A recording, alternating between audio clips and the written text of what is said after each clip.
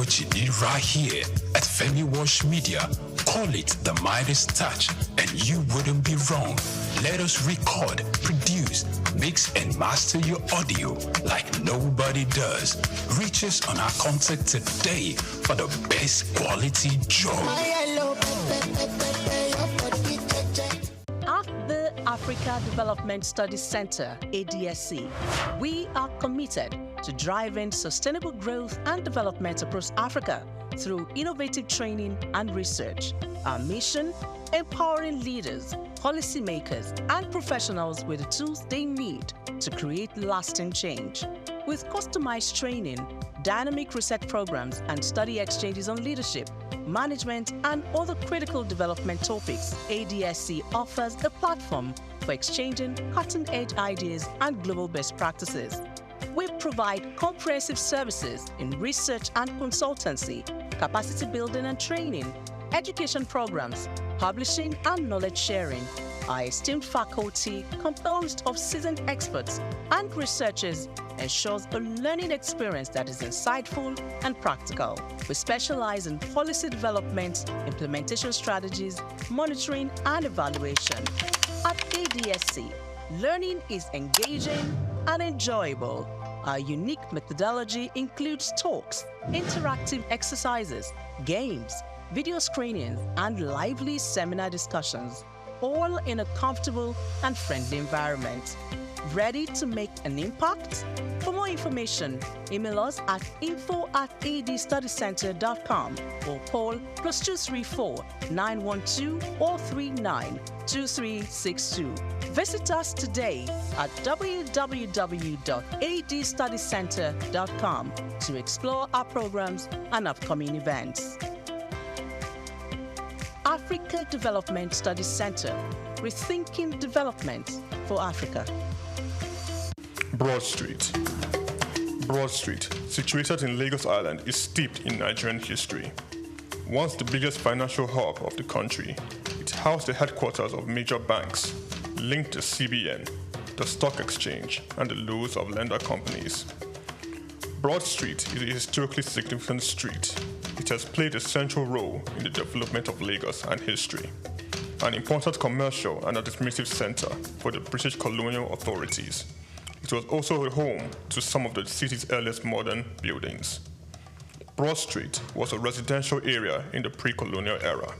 With the British came the Methodist Boys High School in 1878 and the Broad Street Prison in 1882, renamed Freedom Park.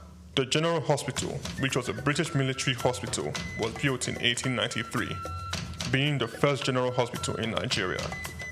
The old British Secretariat building, which is now the Federal Ministry of Justice, was built in 1906. Broad Street has seen a full turn into modern commercial office blocks, complexes, skyscrapers, and markets from the outer marina through Akpombo early into the Adeniji-Adele Road.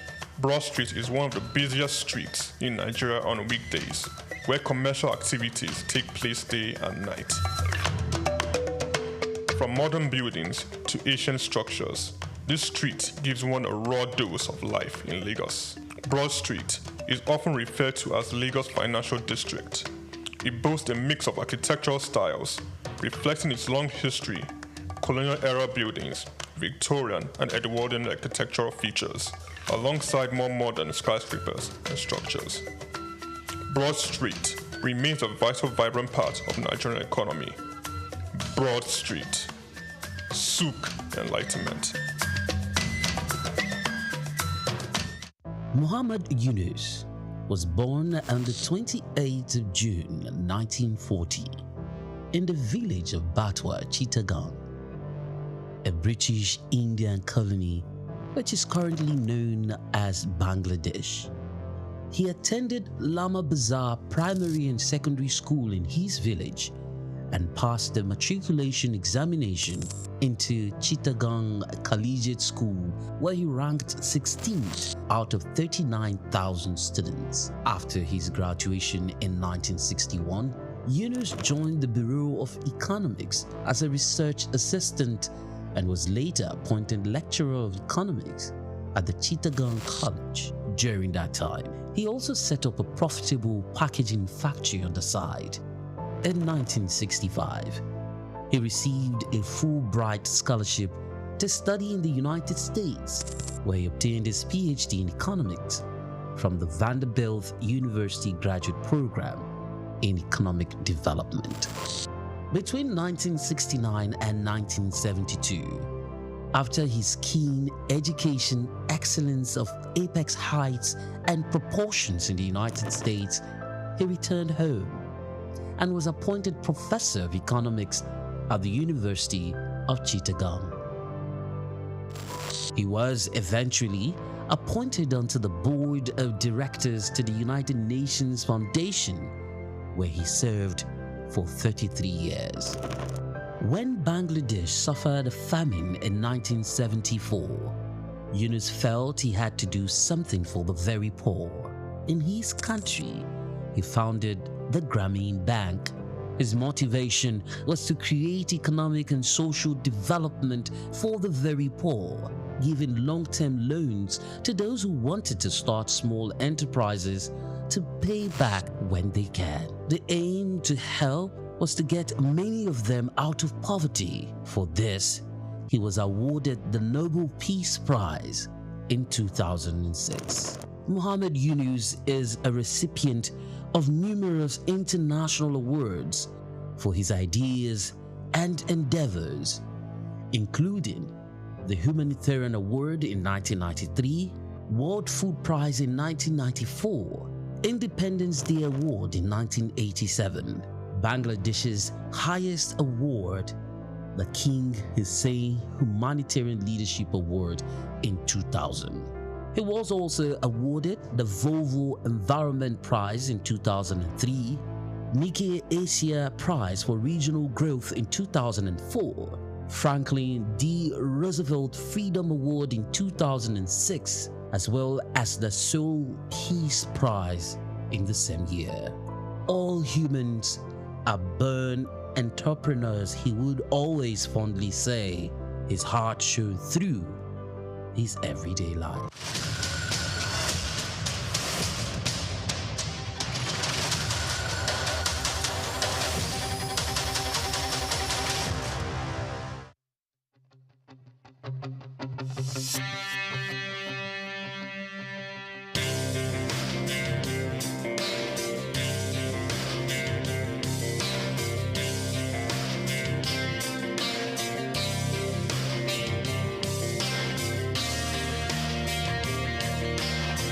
When you visit Lagos for the first time and Google fun or recreational places in the city, at the top of that list will be Freedom Park.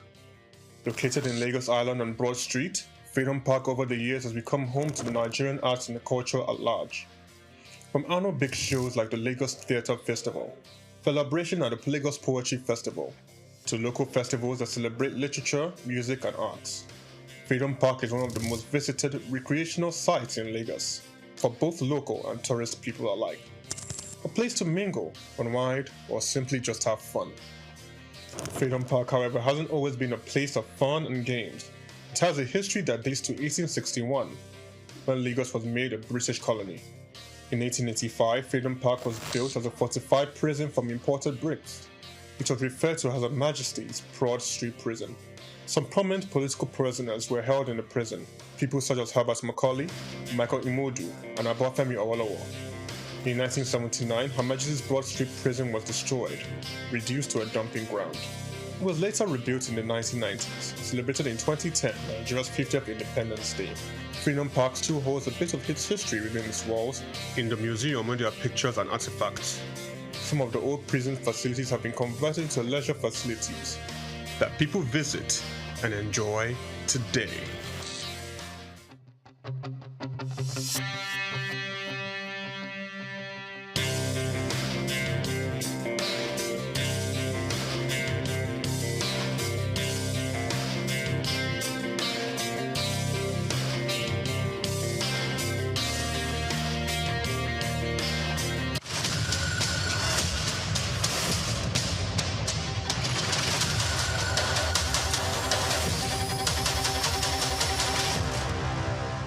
Afrobeats is a classic overnight success story, except it didn't happen overnight.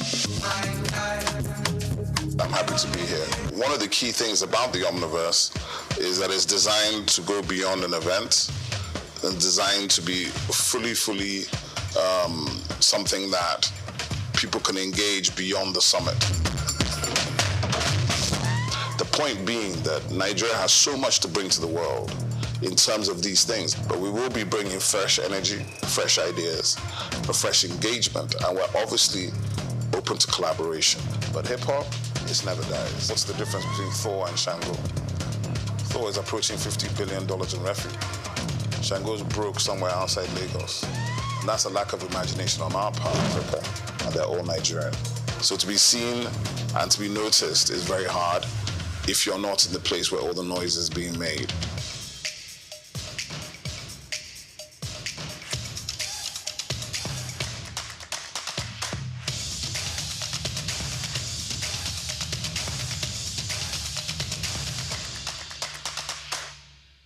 At the Africa Development Studies Center, ADSC, we are committed to driving sustainable growth and development across Africa through innovative training and research. Our mission, empowering leaders, policymakers, and professionals with the tools they need to create lasting change. With customized training, dynamic research programs, and study exchanges on leadership, management, and other critical development topics, ADSC offers a platform for exchanging cutting-edge ideas and global best practices. We provide comprehensive services in research and consultancy, capacity building and training, education programs, publishing and knowledge sharing. Our esteemed faculty, composed of seasoned experts and researchers, ensures a learning experience that is insightful and practical. We specialize in policy development, implementation strategies, and monitoring and evaluation. At ADSC, learning is engaging and enjoyable. Our unique methodology includes talks, interactive exercises, games, video screenings, and lively seminar discussions, all in a comfortable and friendly environment. For more information, email us at info@adstudiescenter.com or call +234 912 039 2362. Visit our website, www.adstudiescenter.com, to explore our programs and upcoming events. Africa Development Studies Center, rethinking development for Africa.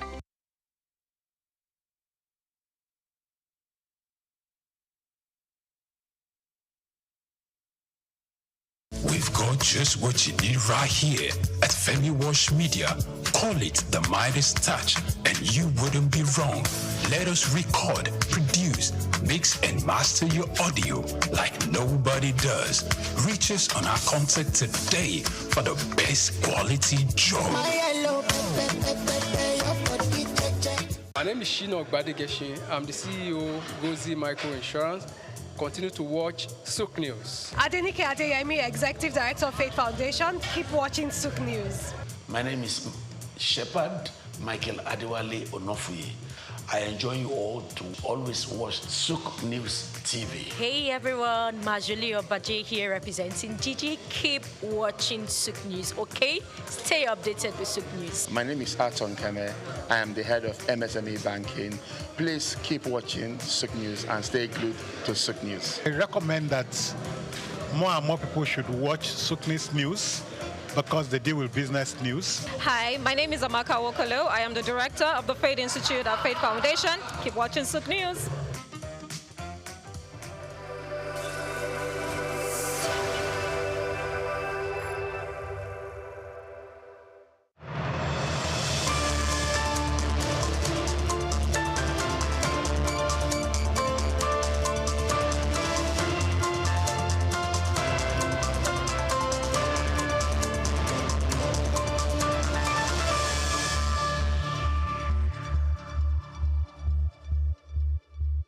Hello and welcome to the World News on SOUQ News Television, where we bring you stories from Nigeria and across the world. We are reaching you live from our studios in Lagos. I am Grace Komolafe. We start with a key development. The federal government has launched high-level discussions with top Chinese steel firms to revive the long-dormant Ajaokuta Steel Company, a key industrial project aimed at boosting Nigeria's manufacturing sector and job creation. Led by Minister of Steel Development Shuaibu Audu, a federal delegation is in China seeking technical expertise, financial support, and strategic partnerships to return the steel plant to full productivity. Meetings with major players such as Sino Steel, Fangda Steel Group, and Jingye Steel Group focused on technical assessment and financial plans needed for the plant's restoration. Officials say the effort signals Nigeria's commitment to industrial growth, local production, and reducing dependence on steel imports. Moving on, the World Bank has allocated $40 million to support financial projects for poor Nigerians under a new health program called the Human Capital Opportunities for Prosperity and Equality Health Program for Resorts. Approved in September 2024, the project includes a $500 million credit and a $70 million grant. The $40 million portion targets health insurance for low-income citizens and will only be released if the federal and state governments meet specific enrollment and service delivery targets. The funding falls under Resort Area 2, which aims to increase access to essential health care and reduce out-of-pocket costs. The program also supports maternal health, digital health system, and institutional reforms. It comes at a critical time as the World Bank projects a 3.6% rise in Nigeria's poverty rate by 2027, driven by fragile governance and economic instability. Moving ahead, Dangote Petroleum Refinery has announced it will commence nationwide distribution of premium motor spirit and automotive gas oil from August 15. To achieve this, the refinery is deploying 4,000 compressed natural gas powered tankers and setting up new booster stations to reach petrol stations, manufacturers, aviation firms, telecom operators, and other major users across Nigeria. This comes amid rising fears of fuel scarcity in Lagos, triggered by tanker drivers' threat to halt fuel loading over the Lagos state. Government's e-call-up fee. The refinery move is expected to ease supply pressure, reduce logistics costs, and support government reforms. Thought it may disrupt revenue projections from Talk Park's ties to the contested traffic system. And away from that, industry leaders across Africa will gather in Lagos on July 3rd and 4th, 2025, for the 7th Africa Procurement and Supply Chain Summit, aimed at transforming the continent's supply chain system. Theme-driven impact through innovation, the summit will focus on enhancing transparency, sustainability, and efficiency in procurement to unlock Africa's economic potential. President of the African Public Procurement Network, Dr. Clever Ruswa, will deliver the keynote address highlighting strategies for reforming public procurement governance.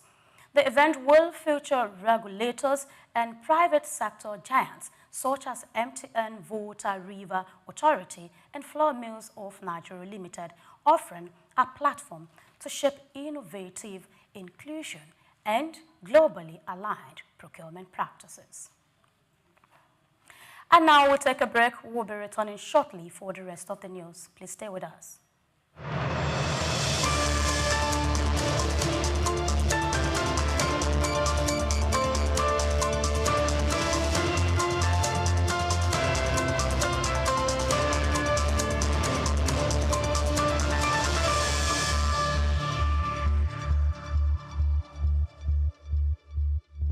You're still watching the World News on SOUQ News Television, and we move on to the next story. The Nigerian Exchange Group and the Securities and Exchange Commission have renewed their commitment to strengthening capital market partnerships with China to boost cross-border investment.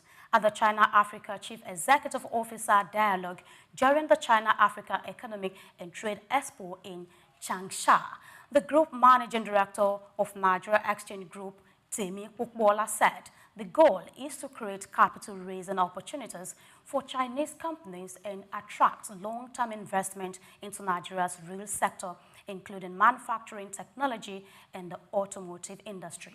Director General of the Securities and Exchange Commission, Emomo Timi Agama, assured international investors of a transparent and secure investment environment, stressing that fairness and credibility are essential to building investor trust.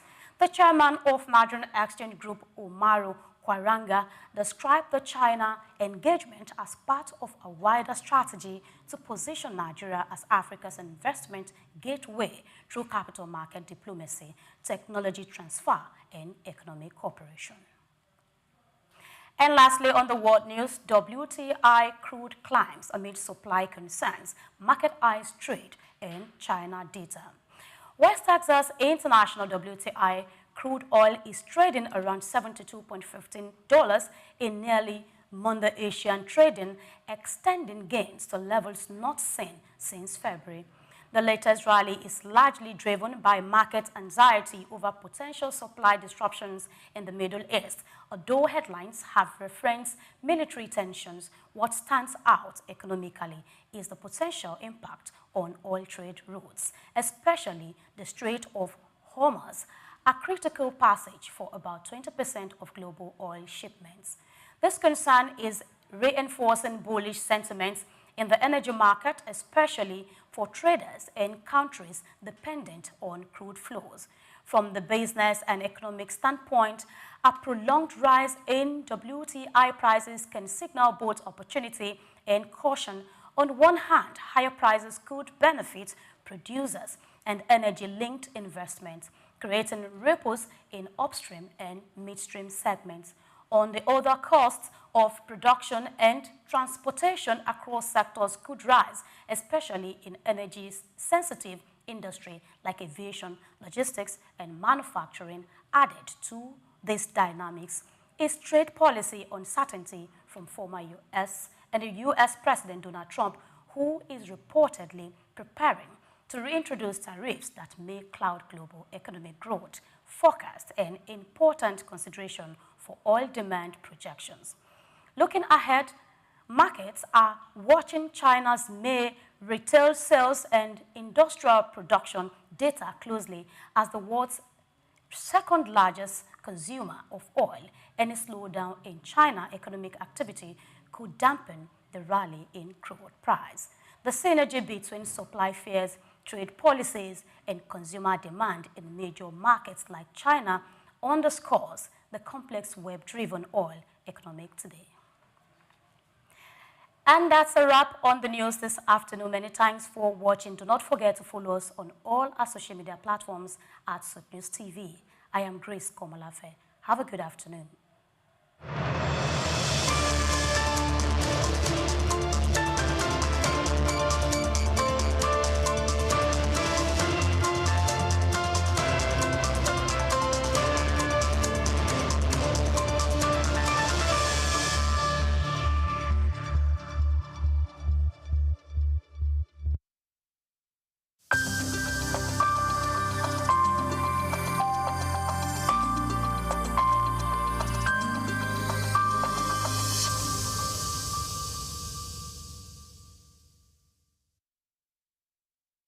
Well, you already know, my name is Steve Omojafor, and my middle name is Bamidele. That was the name that my parents gave me at birth, because it was like they regarded themselves as not Lagosians. It is Providence that brought them into Lagos, and I then happened to be born here at Odo Street. in Balinde. And in fact, we had it. We didn't go to Mercy Hospital then. There was a little home along Godo Street run by a very experienced nurse, Mama Nurse. That's what we, So I was born in that little place and grew up from there.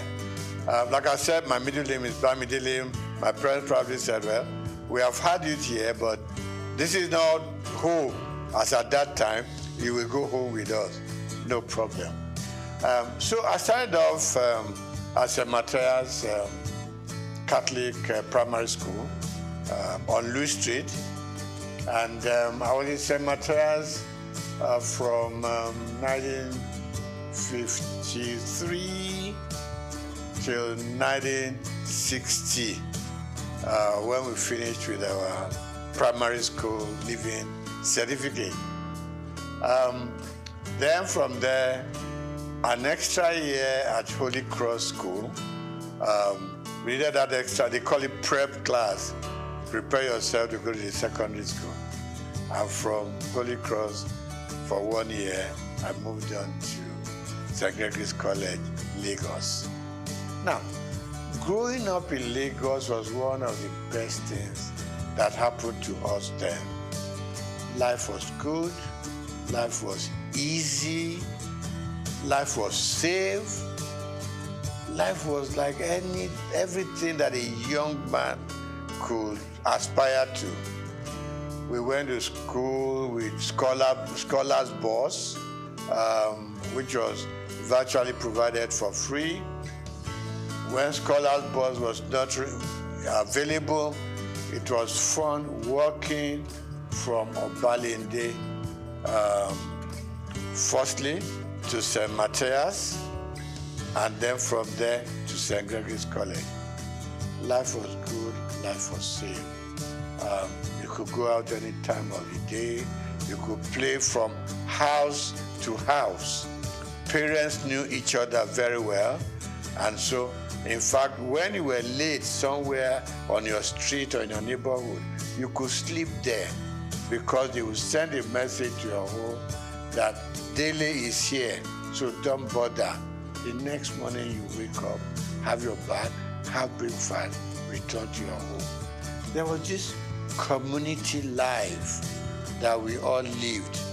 Parents could discipline children of their friends, okay?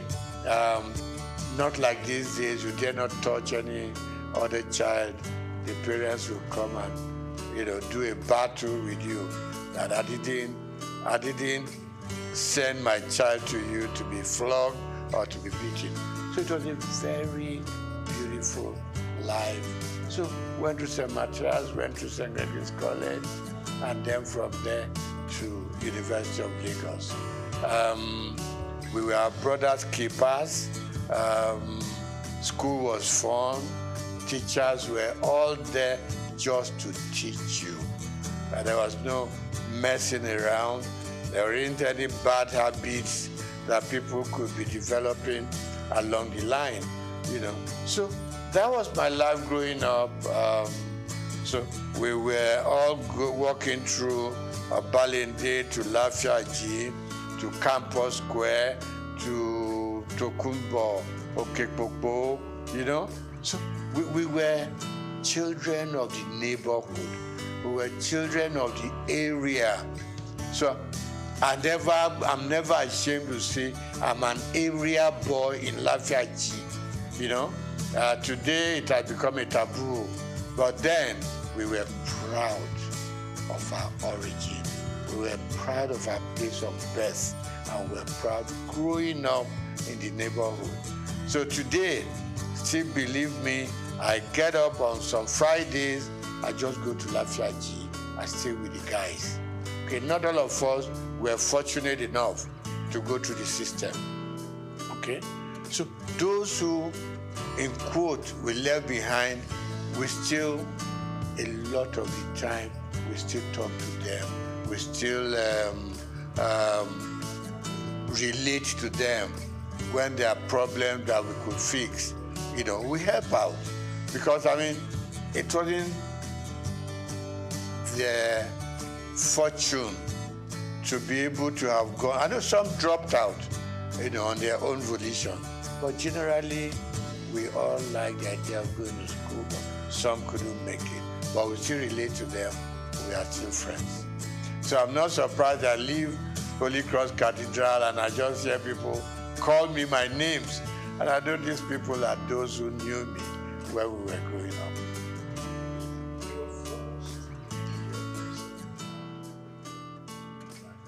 Yeah. Okay.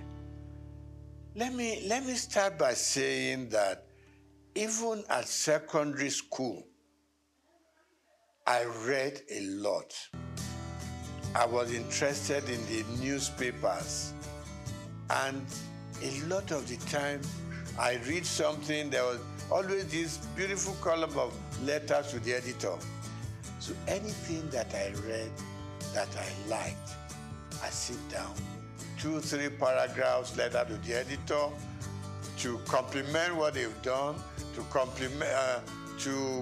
criticize what I didn't like, and these things were published.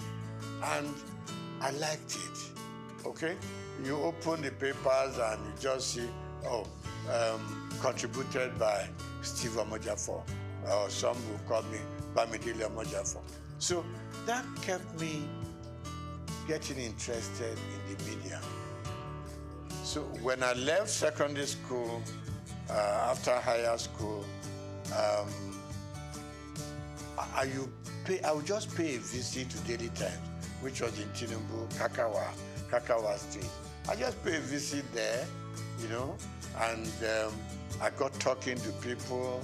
They would take me to the newsroom, they would just show me how newspapers are produced and all that. That ignited my interest. So when I left higher school, mass communication was what occurred to me. I know that my uncle, you are not doing accountancy, you are not doing engineering, you're not doing medicine, you want to go and become a newspaper boy. I said, yes, this is where my interests lie. So I got admitted to Lagos University and studied mass communication there. And while I was there, I developed a column in Lagos Weekend of those days. Every Friday I was contributing. And I was writing under the name of Akinbodilon. Now, Akinbodilon itself is a name that I picked up in a drama group. Because we had a drama group that we produced all kinds of little plays here and there at Jekirandu Hall, So one of the roles I played was Akinbodilon. So when I started writing my columns in Daily Times and Lagos Weekend, I just used that pen name, Akinbodilon.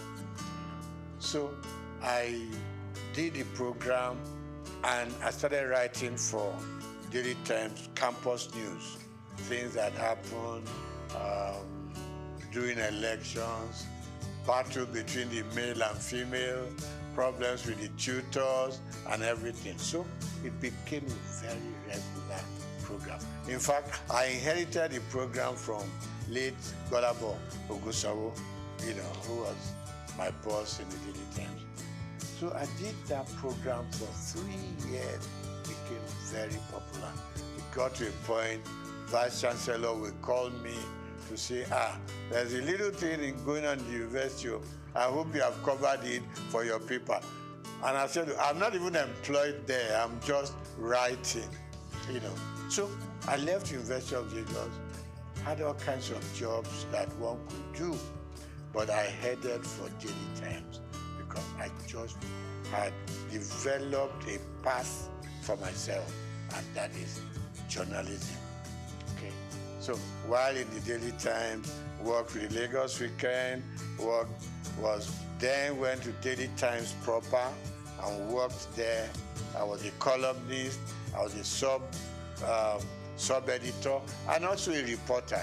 Combined everything. So that was where my interest grew and grew, and it was very painful when I had to leave the Daily Times organization. And what did I go to? Linters advertising. When I walked into Linters, and I said to the chairman managing director, and I said, I want a job. I said, just like that? I said, yes, sir. You know, then it was easy to communicate with people. We're not too many, so they listen to you. So he said, what are you doing? I said, I know, I'm a sub-editor at the Daily Times. So why are you coming to advertising? I want to broaden my space. I want to broaden my experiences. It took about 3 months, and I got a job in Linters. And I remember Alhaji Babatunde Joseph, when I was going to leave, said, look, Steve, where are you going? I said, I'm going to Linters. I said, well, we do the same thing. They package programs commercially. Here we do our papers and we go sell, you know. So I said, okay, sir, let me just go gather some experience at Linters. And Linters and Daily Times were just 5 minutes walk from each other. And I said, sir, if the editor needs me for anything, trust me, I will spend my time and money, do write-ups for Daily Times. So I was like working in advertising and still writing for the Daily Times. You know. So that was my life. From Linters, we set up our own company known as Roosevelt Advertising Limited. And Roosevelt, was formed by 3 partners, you know, two friends of mine. 3 of us were at Lagos University at the same mass comm department. So we came out, and I left Daily Times to set up Roosevelt. One of my partners left Cadbury to join us, and Akodusi left Admark, another advertising company. So 3 of us came together and we set up Roosevelt. We call ourselves second generation agencies, because before then we were the Ogilvy, the Linters, Grant Advertising, and so on. So we set up a small shop in Surrey, and it grew beyond our own imagination. From Roosevelt, we set up a second line agency called McCann, STB McCann. Got affiliated to a company in America, McCann Erickson. So that was how it all went on. Now, I didn't do banking, and I didn't work as a banker. The interesting story is that one day, while still at Roosevelt, no, STB McCann then, I got a phone call from somebody I've never met before. And I picked up the call. He said, my name is ABC, blah, blah, blah. And he said, the managing director of Zenith Bank wants to talk to me. So I said, no, there's no problem. I know I'm not owing any bank and all that. He said, no, he just wants to talk to you. So I picked up, he picked up the line and said, my name is this. I said, my name is this. He said, can we meet? So I said, she, no problem. He said, no. So we agreed to meet. And it got to be that he wanted to appoint a couple of directors for the bank before they went public.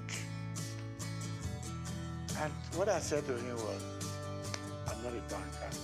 I didn't study finance or economics. He said, no. What I want from you is your name and your integrity. Nothing beyond that. That was the beginning of the story. So I got onto the board, and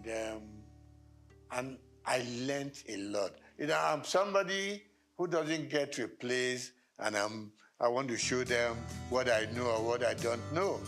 You could make a fool of yourself sometimes. So for me, like the first 6 months or 1 year, was just go to the meeting, listen to them, know where they are coming from, know what the focus is, and know what the expectations are. So I picked it up from there. Gradually, I got into the system. Of course, naturally, buy some books on banking, finance, just read, so at least you know how the banks are operating. I've always been a customer of the banks in a very small scale. And all I did was follow the banking trend. There weren't too many banks in Nigeria at that point in time, but I followed through. And that was it. I got onto the board. And somewhere along the line, there was the policy of the central bank. The managing director had to step aside, so to say. The chairman had overspent some time regulated by the CBN.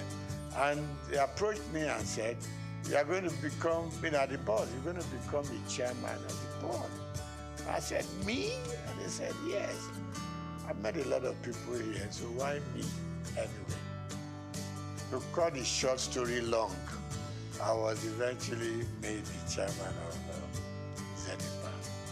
And I was there, I was chairman for 4 years. And then CBN rules changed again. The MD came back, and I was very happy to hand over the bank to him. And I said I was going to leave when he came back. He said no. Statutorily, as he had 2 more years on the board, that no, you got to stay and live out your time. And then, so I did.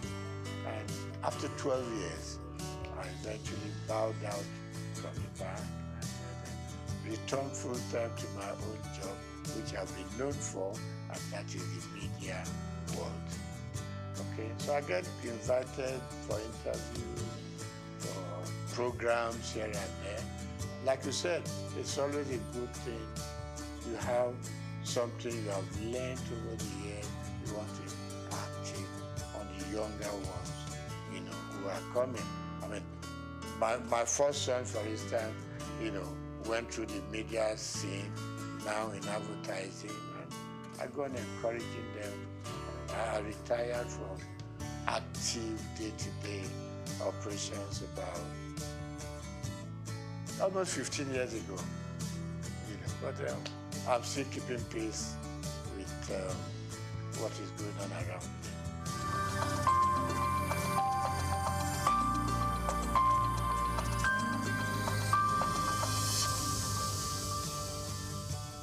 Yeah, I mean, the society itself is very dynamic. There's been a lot of changes over time. I mean, I look back to during my own time in the newspaper world, and I can count just about 4 or 5 newspapers then, okay? Morning Post, Daily Times, The Express, and a couple of others. So we knew each other, we knew the practice, we exchanged news information, we exchanged, I mean, if you had a news that was breaking, you want to call up colleagues from other papers, we all go there as a team, right? Because stories will be written from different angles, no matter what you do, So newspaper was great. And it was so good. In the morning, your byline was there, and people were trying to reach you, about the quality. Quality was good. Quality was good. And there wasn't too much of freelancing in those days, in the newspaper world. So you were either fully employed or you didn't belong. Same thing for radio. I mean, for instance, television I didn't do much about. While in journalism and in newspaper world, I was writing for radio, okay? Interesting stories. I had, there was a name to this program the oddities, odd world. So you were picking up things that were odd. People that didn't imagine what they were. It's not something that was very common. So we went on doing that. So newspapers were growing, radio was growing, television was growing, and out-of-home media was also growing. And talk about the dynamism of the system. Suddenly,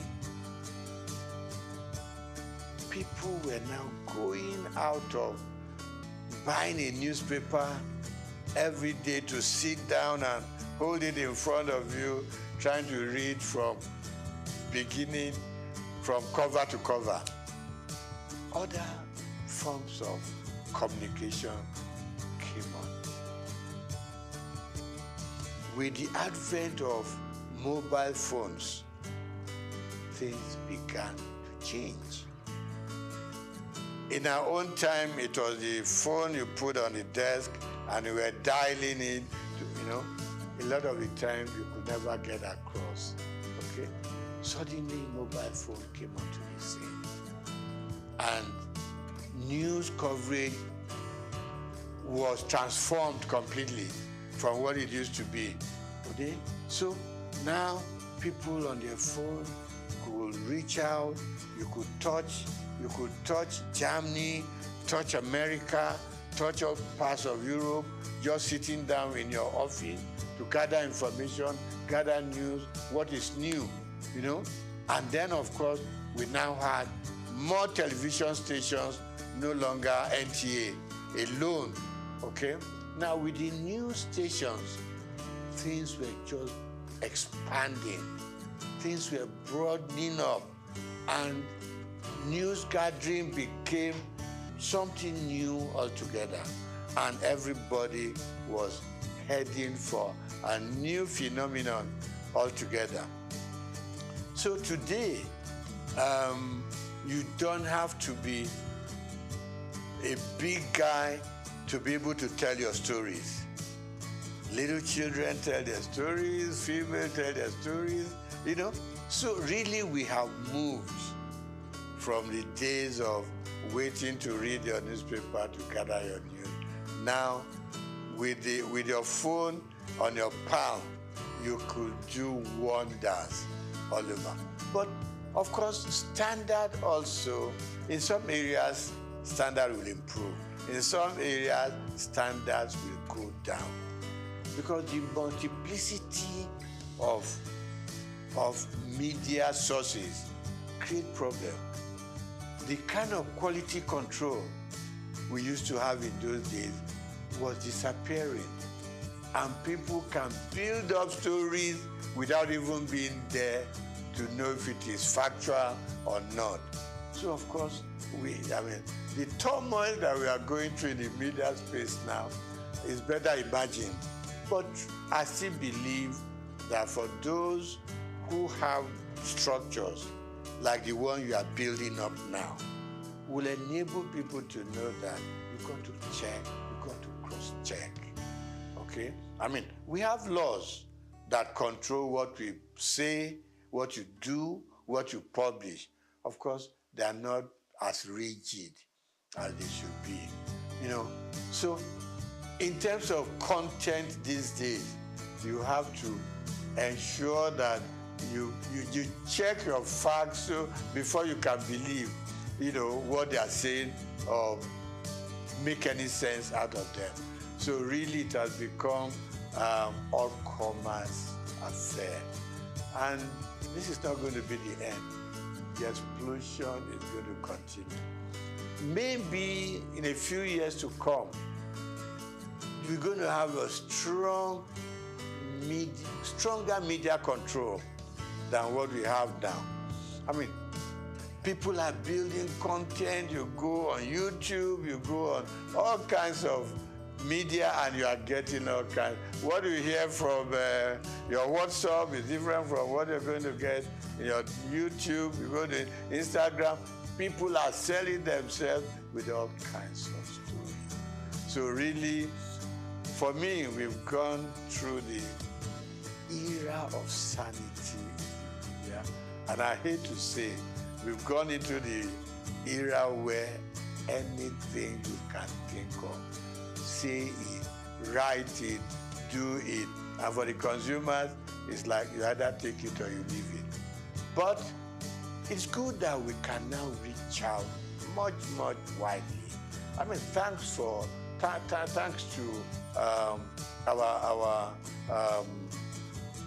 mobile news. I mean, we talk to people in any village in Nigeria, and suddenly one thing that didn't grab us so early was you open up your Google map, and you don't have to stop people on the street anymore.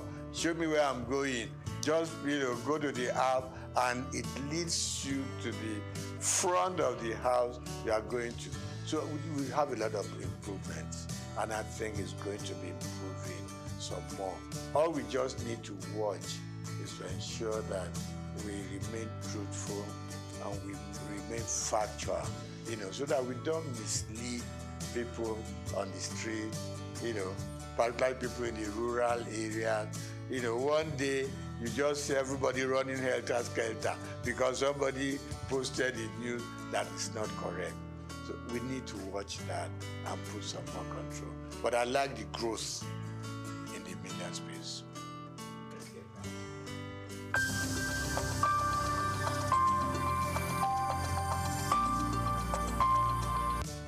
When I got into the banking sector, I saw myself more as a customer than a board member.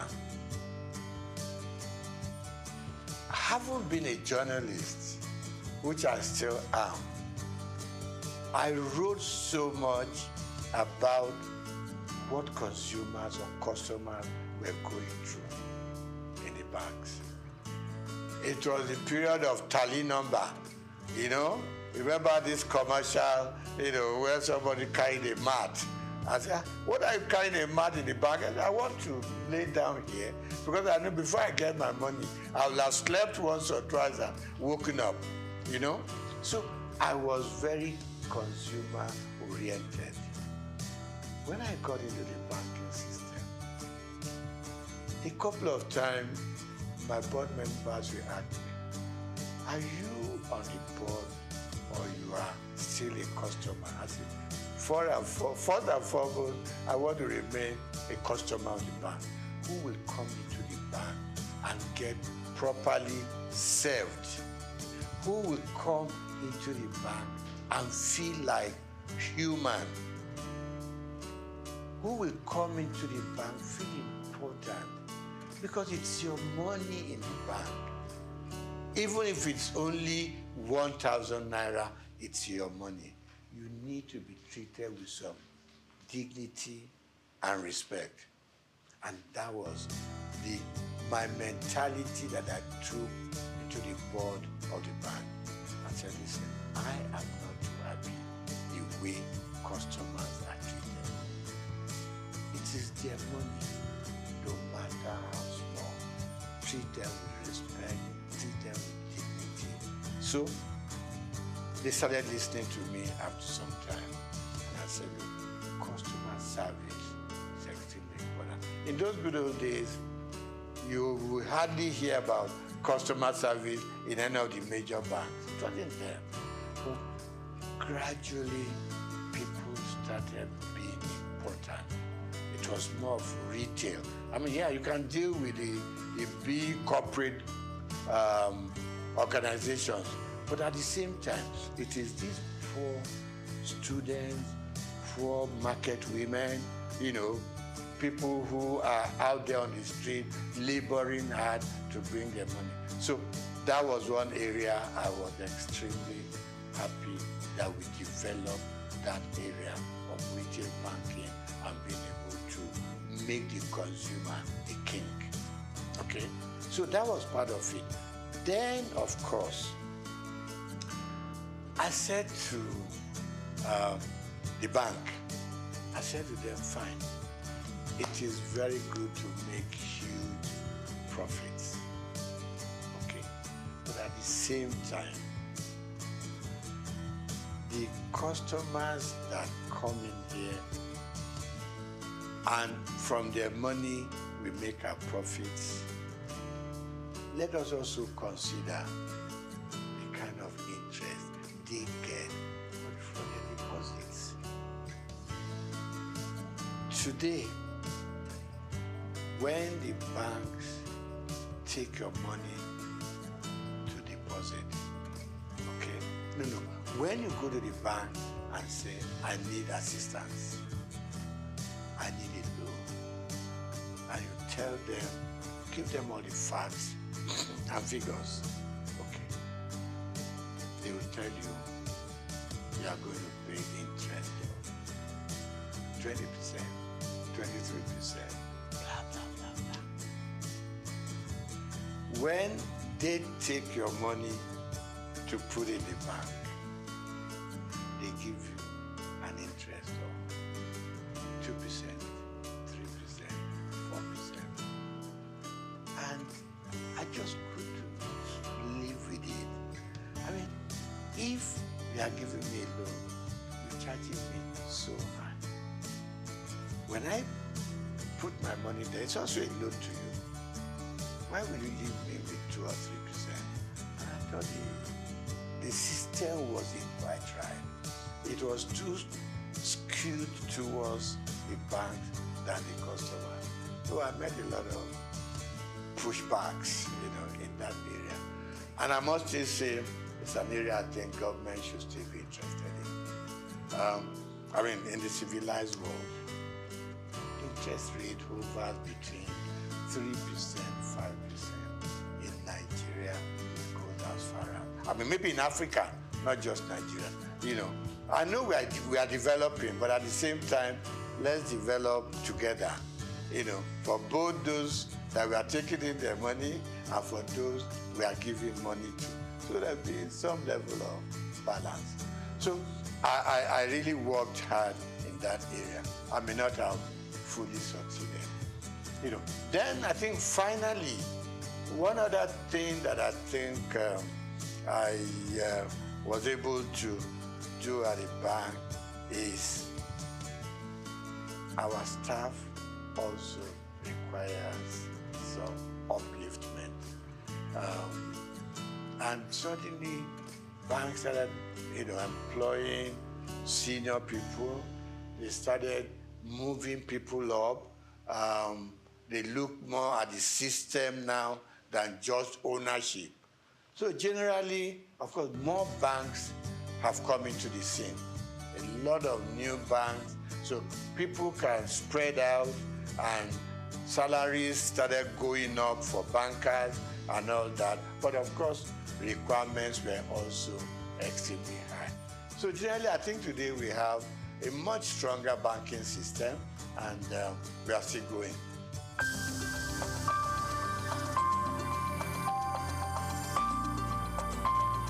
Now, the banks for a long time have been let loose to do whatever they want to do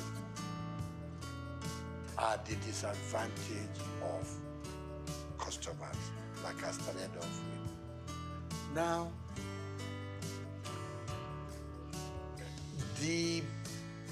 our leaders, and when I say leaders, let me point on just our presidents. The system was such that our presidents could do anything they like with the banks. It was almost an extension of the State House. You just pick up your bell and you ring, and the governor of Central Bank will come shaking, because you had the power to bring him in and fire him. So he had to respect everything that the president wants.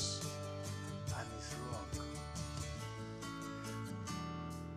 This time around, I can say, even in some parts of Africa, you couldn't run the central bank the way we run it here. all the CBN governors wanted to do, please the president, and you are free to do whatever you want to do. And it's wrong. It's wrong. I mean, take even Britain here. Have you ever heard this kind of relationship between the Prime Minister of England and the CBN? No. Everybody has his mandate. In places, in climes like that, the president doesn't call up the central bank governor. Go and do this. Go and do that. Exchange rate should be done. Change your policy to be done. I mean, that's part of the problem we've had in this country. So the last government and their CBN just ran this country to their whims and caprices. You leave your monetary policy. In fact, you were running both monetary and fiscal at the same time. You took the Minister for Finance, for instance, and you have no dealings with him or her. You ran their own programs for them. And you did things that they should do, but they couldn't query you because the president, had your back. So a lot of things went wrong. And the result is now here for all of us to see.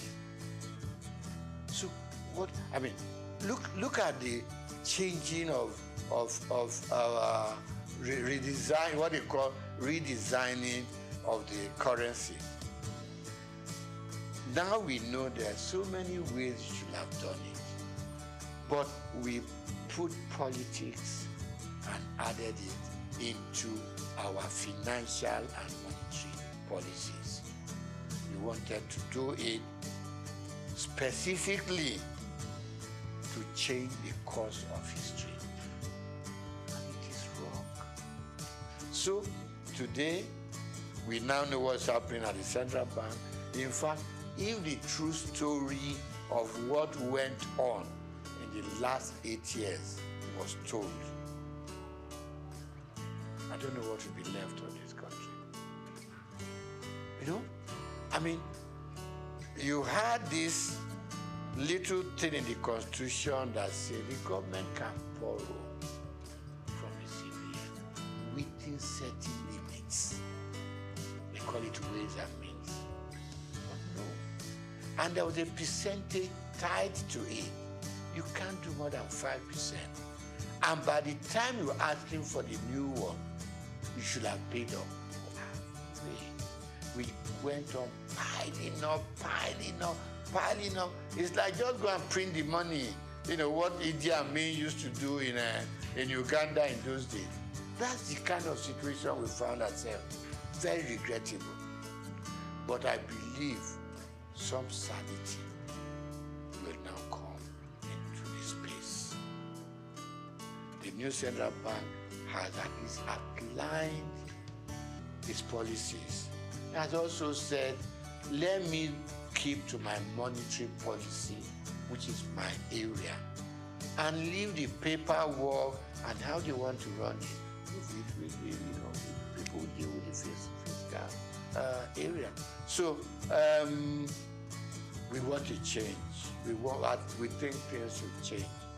Now, before now, we borrowed and borrowed without thinking about how are we going to pay?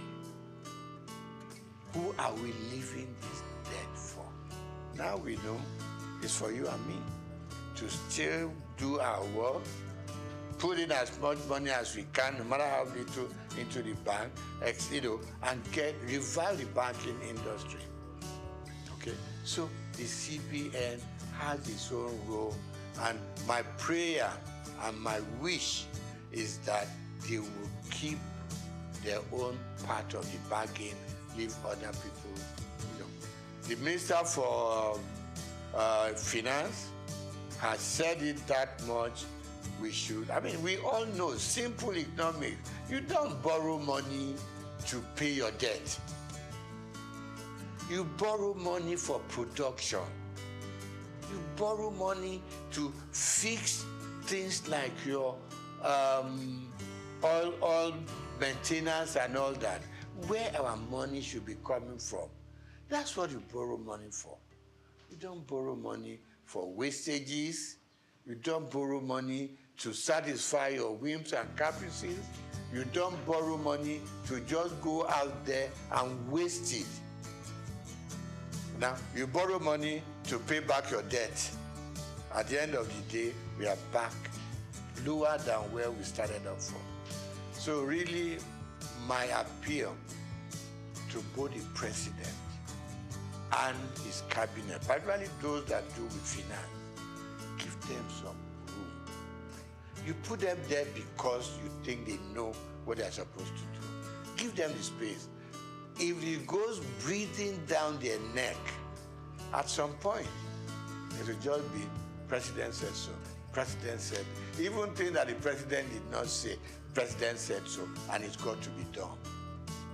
And we are running a country, even when you run your home, you are able to sit down with your little income and plan. Every day we are being told, if you earn this much, use this little bit, keep the rest in the bank, because you never know about tomorrow. So that's where we found ourselves, and I believe that if everything goes right, we should see massive changes from what it was, the last 8 years. We need drastic changes in the system.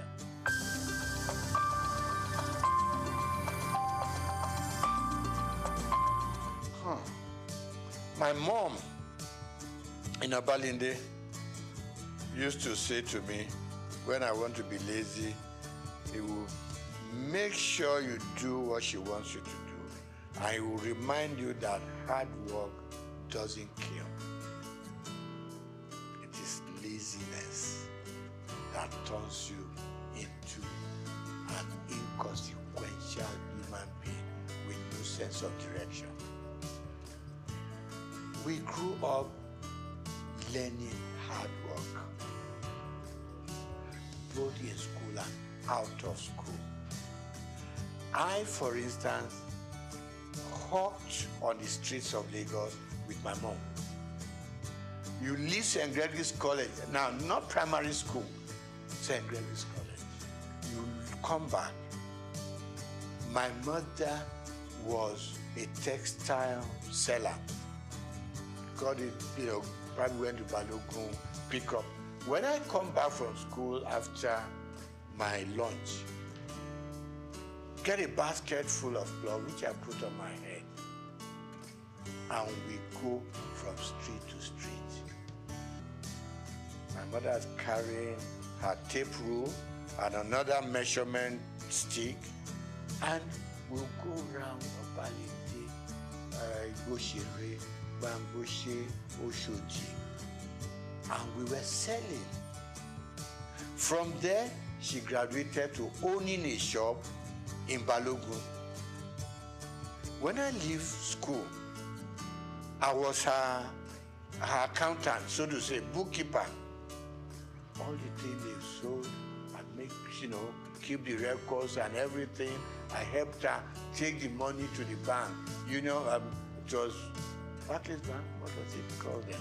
Yeah, Barclays Bank, before it became Union Bank in Balogun. So I've learned how to trade. I've learned how to make money. I've learned how to deal with customers.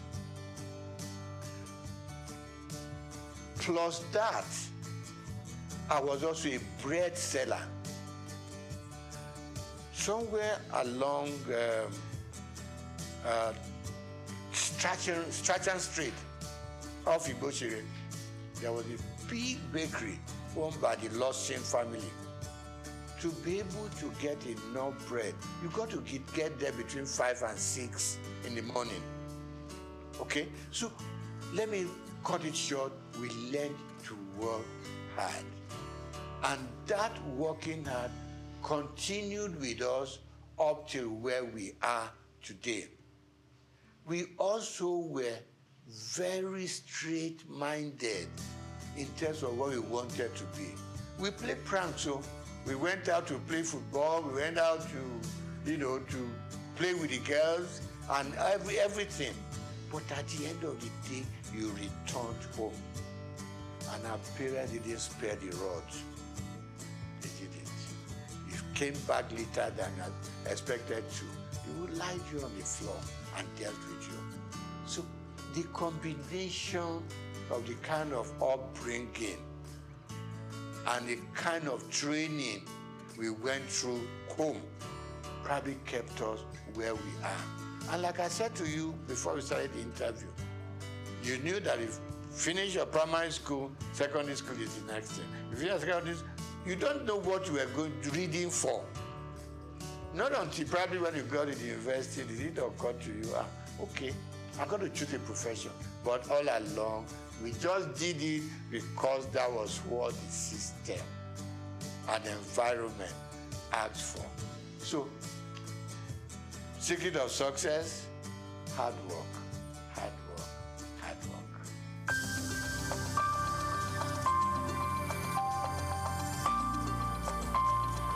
No. I had a father who was very finicky about appearance. When I lived on Igboshere Road, our church was on Louis Street, so to say, walking distance. He taught me how to wear full agbada right from primary school, secondary school. I mean, today, you just wear buba and shokoto, you go to church. Never was that happening. It's got to be full, right? Then from there, by the time you got into, my father died while I was in university. Before then, he was always having this very thin bow tie, not this bigger one, bigger sizes now. Thin, even when his dress is khaki and khaki, he still had it on. So I admired him, but initially I was on my long time, up till a point, and I look back at some photographs we took when we were in the secondary school, and I thought, no, let me go back to those old days. Some people tell me it makes you look old. I said, I don't mind, but these days I have just acquired that fashion taste, which has suddenly become my, what do you call it? Become what I'm known with. And I enjoy it. And I encourage people, once in a while, put on your bow tie. It makes you look good, makes you look impressionable, it makes you look a serious person, and it makes people take a second look at you.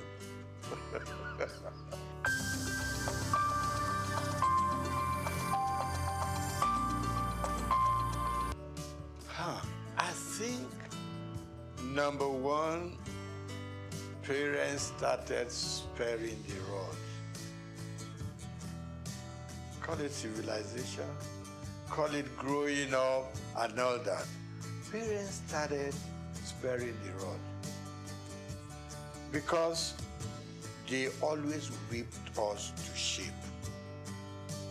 You knew what was expected of you, and you did it. Because if you didn't do it, your punishment is waiting for you. But as we grew up, you probably will ask me today, do I use the rod for my children, for instance? And the answer is no. And why it is no is that these days the children look up to you. They are more exposed than what we were. More exposed. They know what daddy does. If you show them a bad example, they will repeat that bad example. If they know that when daddy wakes up in the morning, before he goes anywhere, he needs time to say his prayers.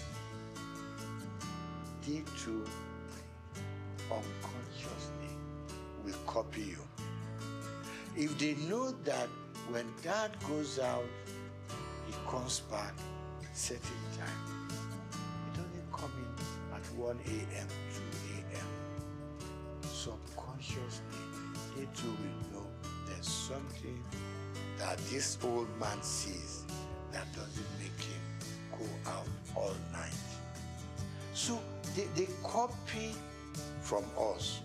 But then, like people say, I don't know how correct it is, that these days people are so busy looking for money. They all over the place. They abandon the home to nannies and housemates and all that, and the children a lot of the time are on their own. But people like you and I, for instance, probably had housemates in the house. You see, but the work that the housemaid does, we were also made to do it. Right? Washing our plates, staying in the kitchen to see how things are prepared. They took us through it, even if you didn't have to do it yourself. And that's why you and I are what we are today.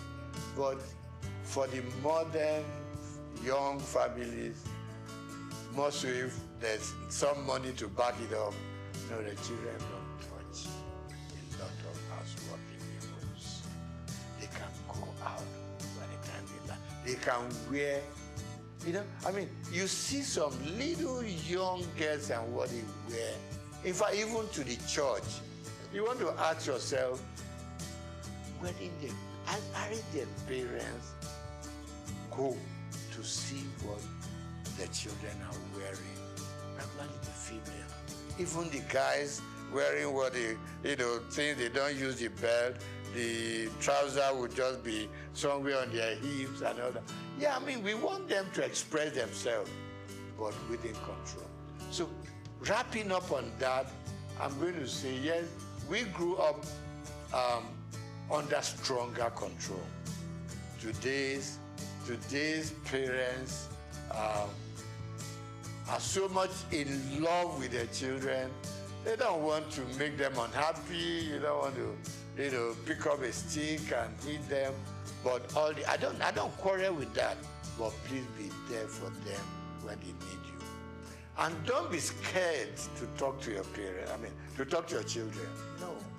We should never be scared to talk to them. Because they're not going to take us over. They are our children. So what you don't want them to do, communication, extremely important. Talk to them. Let them, because peer pressure is extremely strong out there. They're mixing with so many guys from much even richer homes who have more to spoil their children with. Now you are a moderate family, your moderate children have to mix and relate and go out with guys with stronger economic background. There is, there is some disconnect there. Let's bring our children closer. Let's talk to them. A lot of parents don't talk to their children, and it's not right, because the more you talk to them, the more they have that empathy for you. They know you care for them. They know you, because you have been moderately successful, for instance, they too want to be successful like you are, and all you are saying to them, follow my footsteps and you may not go wrong. And don't make wealth, money, the thing that should govern your homes. Don't spoil the children.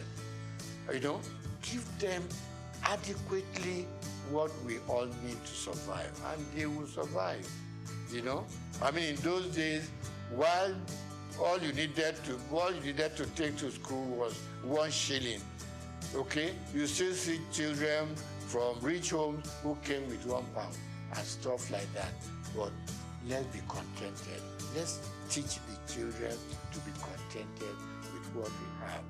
You know, families are growing, society is expanding, you know, and we can reach out to any part of the world. Now, we need to bring them closer to the home. At least up till the time that they are leaving you to go and start up there. But as long as they're still within your influence, it's very important that children and their families come much, much stronger together.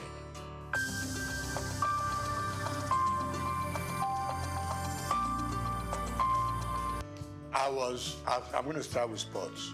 I was an avid squash player. Okay, back in school, a bit of football, a bit of tennis, and all that. But when I started growing up seriously, I loved squash.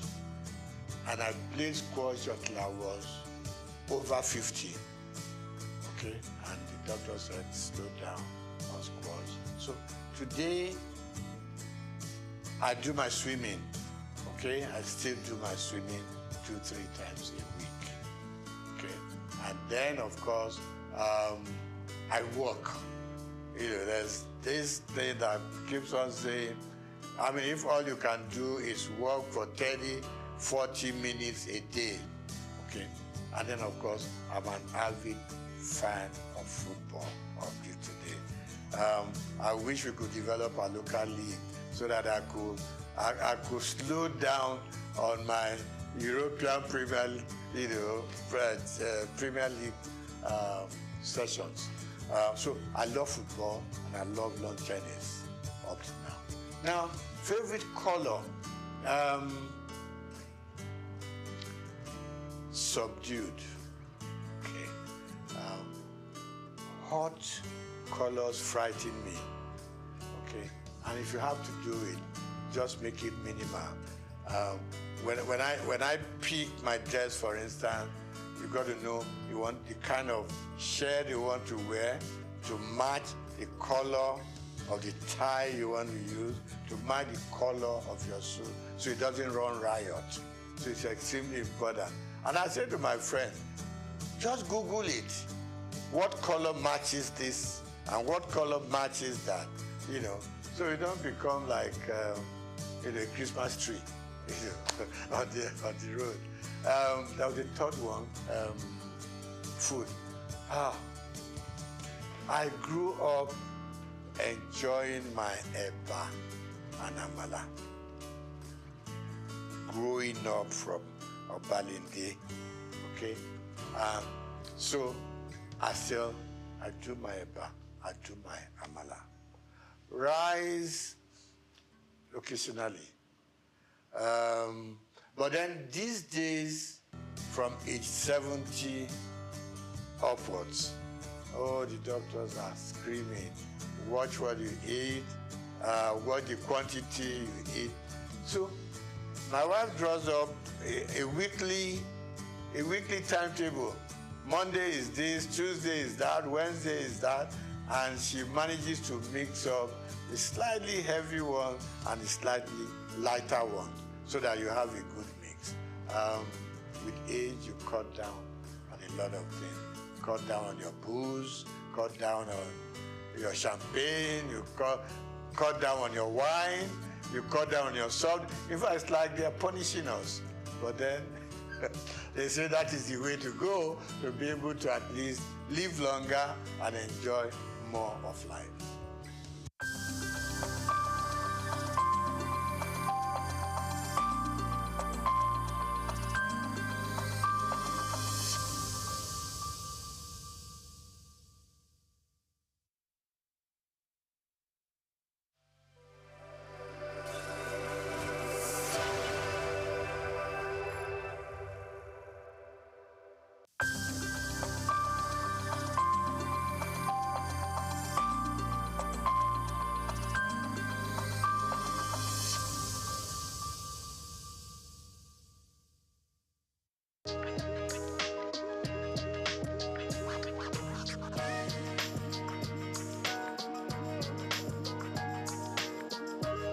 Well, thank you very much indeed.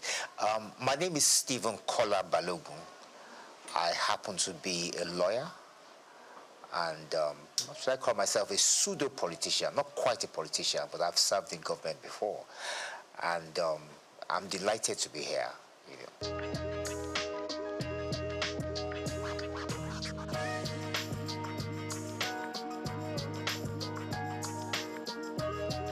Well, thank you very much. Well, yes,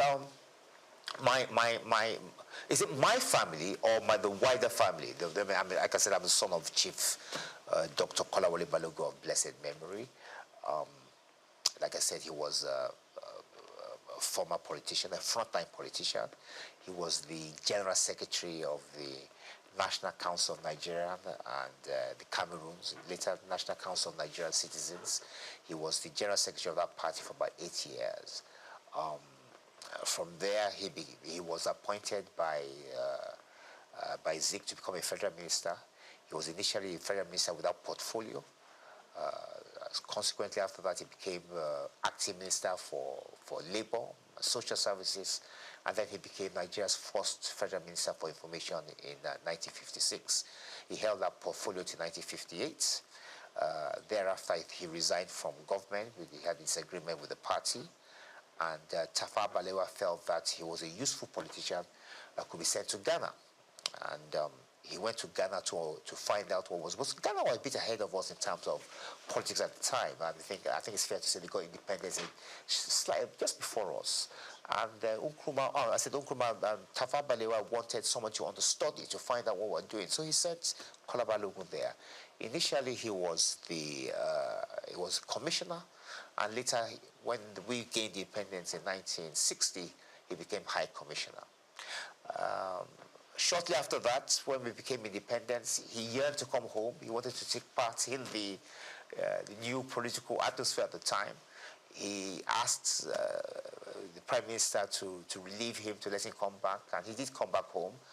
And immediately, he took up the position of being chairman of the National Shipping Line. That was a position he held on to until the military struck in 1966. But even then, when the military did strike in 1966, he still continued. I think General Debayo of blessed memory invited him to join his cabinet, and he served as a commissioner for about 3 years or more. I think he was commissioner for health and was commissioner for education. Later, he also became chairman of the sketch group of companies as well. And that was about it. I think after his stint in government, he decided to go and do a PhD at the University of Ibadan. And then he went back into private legal practice. And then he started this agitation for the creation of Osun State. He and a few others set up the movement. He was the chairman of the movement. And then to the glory of God, in 1991, Osun State was created. And that's it. That was about mommy? Well, yes, my mother. Well, in those days, the women once were not so much in the forefront, But my mother has been my bedrock. She stood by me, and she has backed me in most of the things I've set out to do, And she's still alive. She's 89 this year, and doing well, and she's still and your wife going and strong. The kids? Yes, my children. Yes, I have 3 girls, 3 daughters. My oldest is 31. She studied at King's College London. She did reasonably well. She got a 7th class upper. Proud of her. She's an art curator today. They have twin girls as well who are also in university now, that they haven't graduated yet. One of them is in Oxford University. She's studying history and politics. And the other is in Cambridge University. She's studying human, social, and political sciences. So, yeah.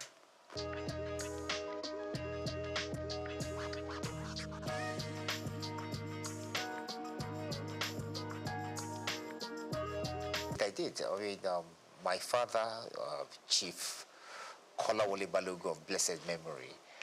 Yes, he was in the first cabinet in the First Republic, the first ever cabinet Nigeria had. and he served as the Federal Minister of Information and Research. As a matter of fact, he happened to be Nigeria's first information minister. Later, T.O.S. Benson, of course, became the independent Nigeria's first information minister, but independent Nigeria.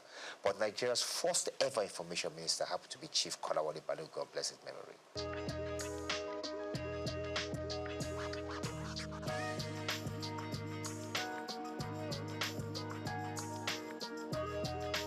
No, I didn't. I took an opposite route from my father. My father went into politics immediately after he finished his education, and then he now ventured into law a little bit later. I decided to look at things differently. I thought that after academics I should practice law a bit, and that's what I've been doing. But at some point, I think that was in about 2011, I was called upon to serve in the Osun State government as a commissioner, and I took up that opportunity, and I enjoyed myself.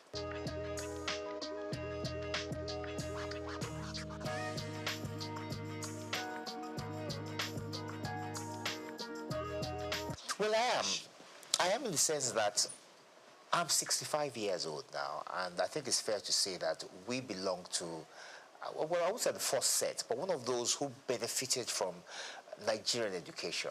I schooled here. I went to secondary school in the West.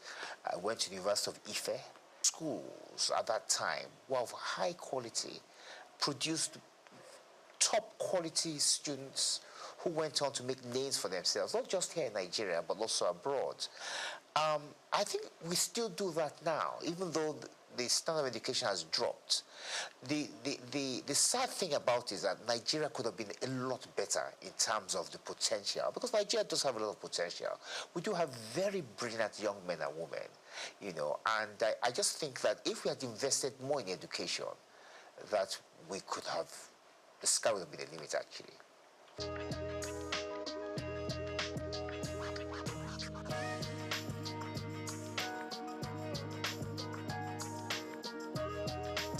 Well, my take on this is that it's the system of law itself. As a young lawyer, I experienced a few challenges myself, and I think one of the obvious challenges is the appeal structure. It's too easy to appeal against judgments. At the same time, when you file actions in court, there are no penalties for costs. In other words, I can file a frivolous action.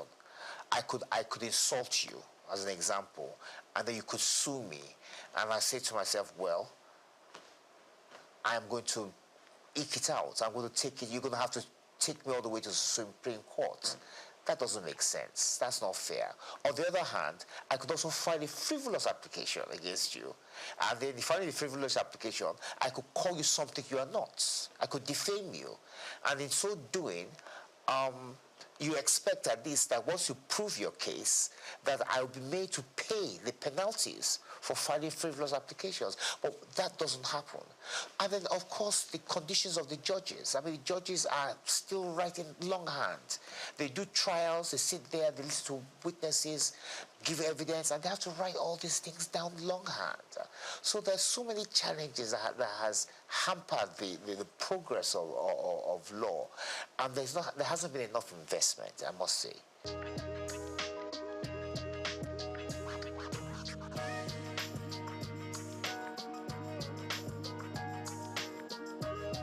Well, I agree with that, and I'm going to give an example as to how that I think we could possibly do that. Now, the Supreme Court hears everything. It's the final court in Nigeria, so they're going to hear issues related to criminal law, civil matters, constitutional matters, as you know, all these matters that's got to do with elections, so on and so forth. As a matter of fact, when we have an election cycle, the legal system slows down because the judges are hampered.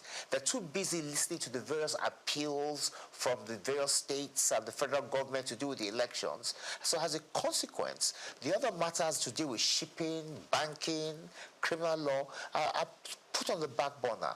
I think we need what you call a constitutional court, whereby which the judges in the Supreme Court are divided. So you have those judges whose responsibility it is entirely to deal with constitutional matters, and then you have another set whose duty will be to deal with our shipping, banking, civil matters, criminal matters, and so on and so forth. So I believe it's high time Nigeria has a constitutional court to try and aid the Supreme Court with the workload they have, which is, quite frankly, quite a bit.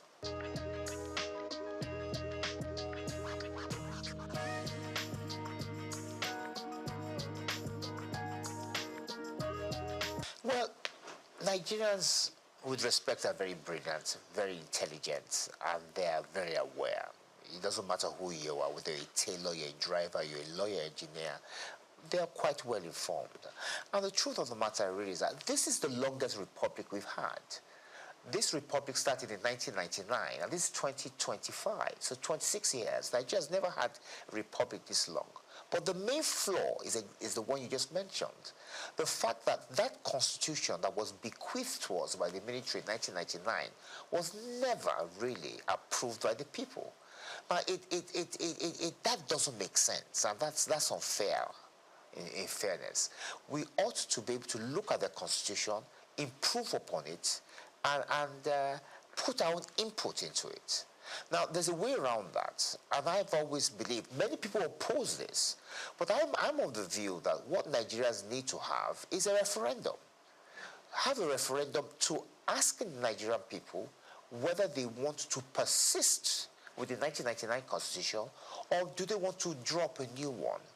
If the answer to that question is yes, we want to drop a new constitution, then that puts paid to the 1999 constitution, and then you can now have a system, a constituent assembly, whatever the case may be, where people will sit around the table and fashion out a new constitution. If the people say no, that means they've indirectly approved the 1999 constitution, and then we continue with it. But what we can't do is continue having this debate, these arguments as to whether the 1999 constitution has been approved by Nigerians or not, because it has not been. So I think the way around that is to ask the Nigerian people through a referendum, asking them whether they want to persist with this constitution. If they say no, then we have a new one. If they say yes,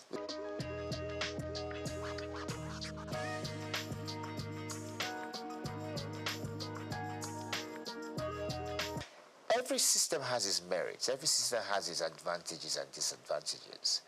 To some extent, the presidential system of government has its advantage.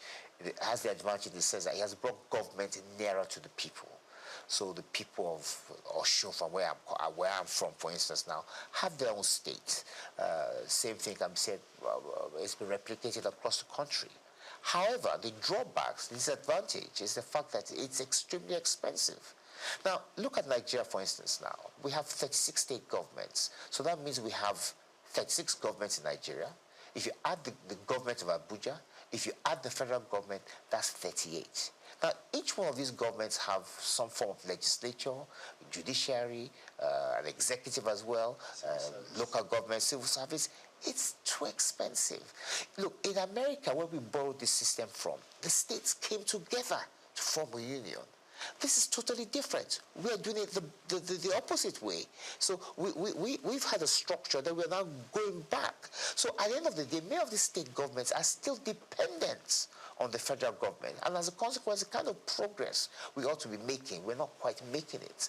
So I personally, and this is a personal view because others would disagree, I would prefer that we reduce the size of government by having some kind of regional structure. And I believe that will reduce the burden of governments. And if we can reduce the burdens of government, we can use this money to do many other things. And I also think it will also improve standards as well. Not just standards of government or parliamentary standards or whatever the case may be, but there'll be less people involved in the political system. And that would help us a great deal.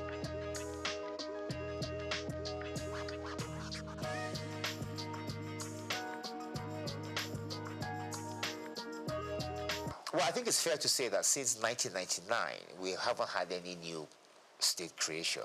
I know there's been agitation for the creation of states, but there hasn't been any. The process for creating a state is quite cumbersome. It's not easy. I think it's in Section 8 and 9 of the Constitution. I don't think it's something we should be looking at. I think, like I said to you earlier, I think we should be trying to reduce the number of states, and I think some kind of regional structure whereby which we can monitor better what's going on rather than having more states. So I personally would not encourage the creation of more states, no.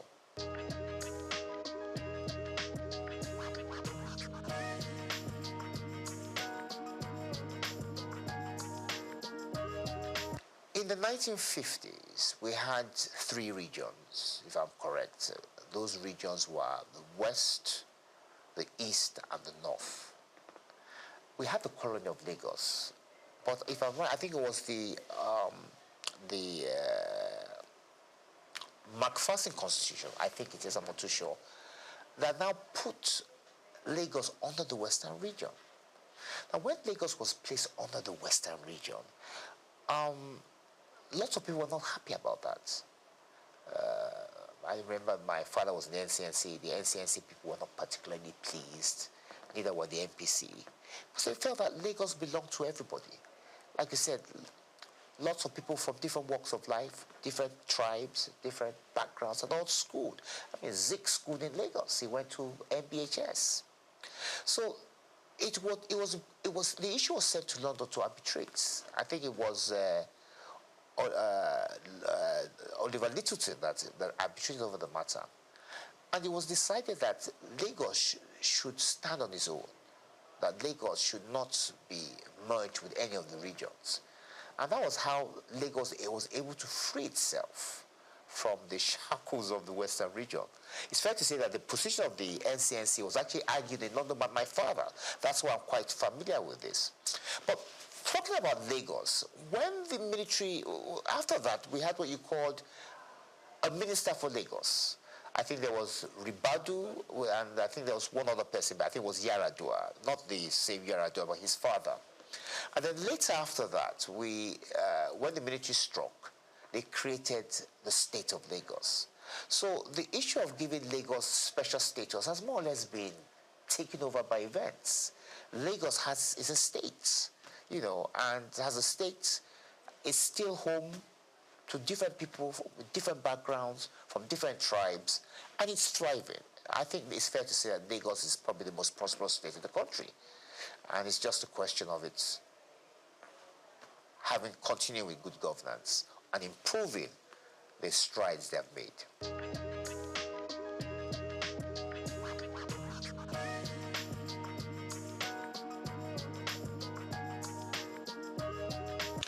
Once again, let's go back to the past.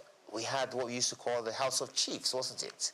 And in those House of Chiefs, many of the members of the House of Chiefs were people, were traditional rulers, chiefs from different backgrounds, and they had a say in the running of the affairs of state.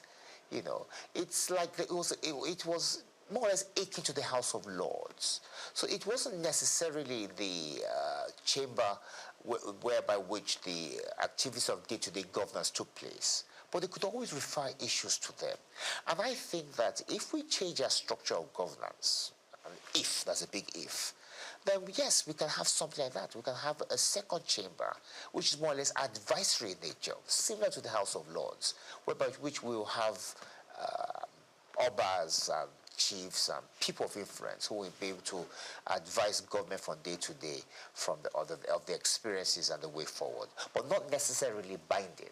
I think that's important. Their decisions won't necessarily be binding on us, but at least they'll be able to share their views and experiences with the people.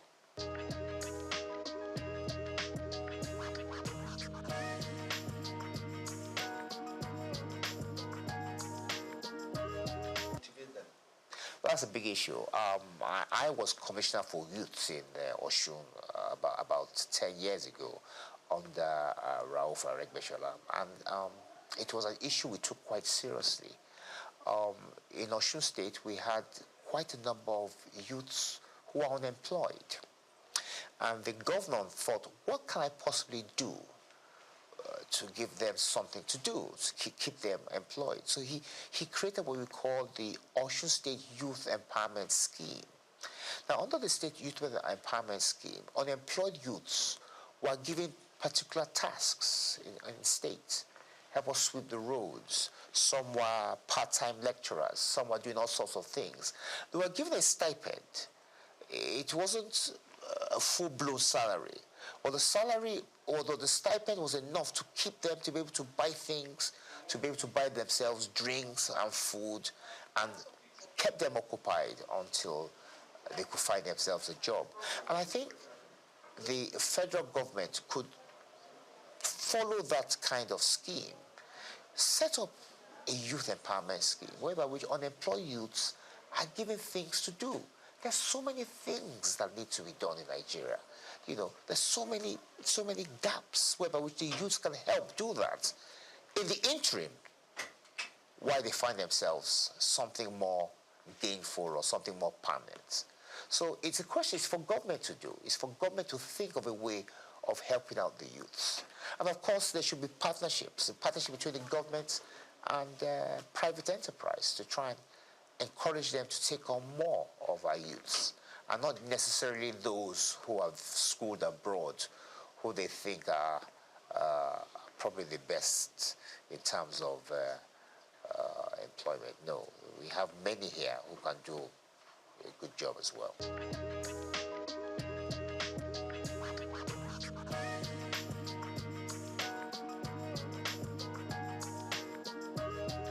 Sustaining democracy is about discipline. It's about the people being disciplined. It's about those who rule us being disciplined. I started out by telling you that this is the longest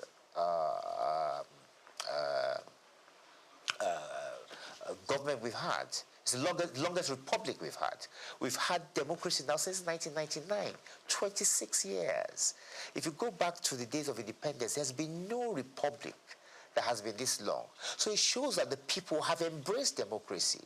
They've come to it's part of us now. They've come to enjoy it. Yes, there are hiccups in terms of the fact that we could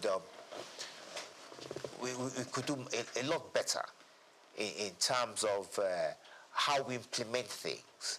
But in terms of the people yearning for democracy and imbibing it, I think we've done very well. And what we just need to do is just to try and perfect it. One of the ways, like I said much earlier, is to perhaps take a second look at the Constitution, see where areas where we can improve, and try and make people happy, and at the same time reduce the cost of governance. But I don't think democracy is going anywhere. I think it's here to stay.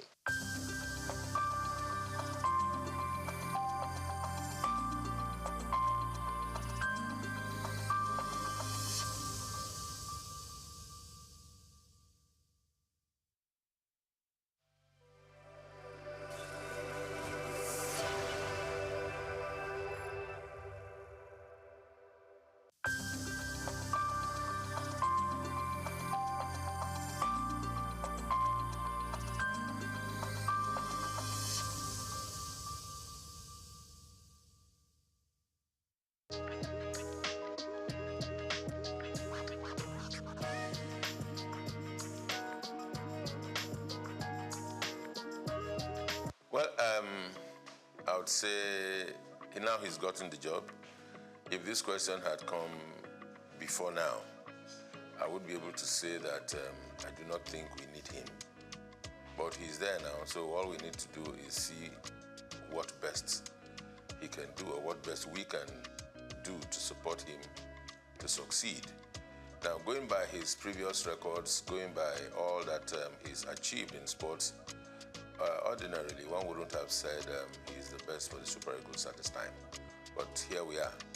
Decision makers have made their decisions. They've taken the decisions. We can only talk, but they already have their way. Well, I think his assessment will start when he starts playing games. He's not had any game with Nigeria, so we can't assess him. But going by his previous records, I don't think he would have been the best for Nigeria at this time. Not against other homegrown indigenous coaches who have had better records within and outside Nigeria.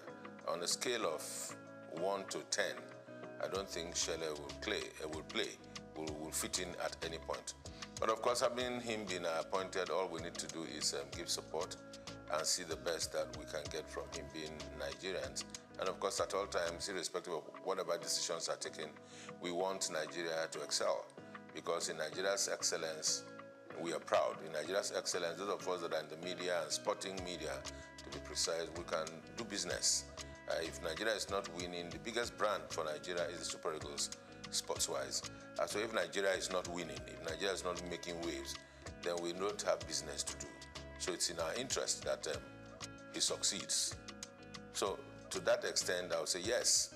But looking at his appointment, I think it's just a part of the over-politicization of the sporting industry, power show by the immediate past president of the Football Federation, Melvin Pinnick Amaju. Having failed in his 2 terms, continues to transverse the terrain to show he still has power. And of course, he brought Shele.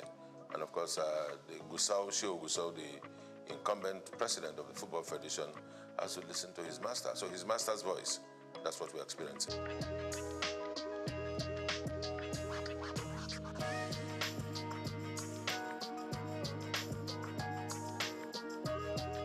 If they like, let them bring the Herusadi. You see, there are things about Nigeria and Nigerian sports that should not surprise anybody. Politics are played everywhere, and balancing of acts are played everywhere. Federal character everywhere. And the federal character thing is just all very pretentious things they do. Yeah, it's definitely not for the interest of Nigeria. Just to show that, okay, we've taken somebody from the south, or we've taken one from the west, or we are now taking from the north. Who will we take in the north? Let's bring Ahmed Musa. He's calm. He'll be able to talk to the players. What is he going to say to the players? He's past his prime a long time ago. So it's all politics and not in the interest of the nation. I can tell you that. But for Chele going around Europe, yes, he has to. Because everywhere you go, to be the chief coach of the Nigerian national team, senior national team, can be a huge task. Because every day you have Nigerian boys showing up in big leagues, in small clubs, in championship clubs, even around the country. You find players everywhere. Nigeria, I think today, if we are not exporting oil, I think we are exporting footballers to everywhere, even those that are born abroad. I mean, you can imagine this young boy at Arsenal, 17, Ethnan Nwaneri, and there's an Okoli, there's Ndidi. You have both at Leicester City.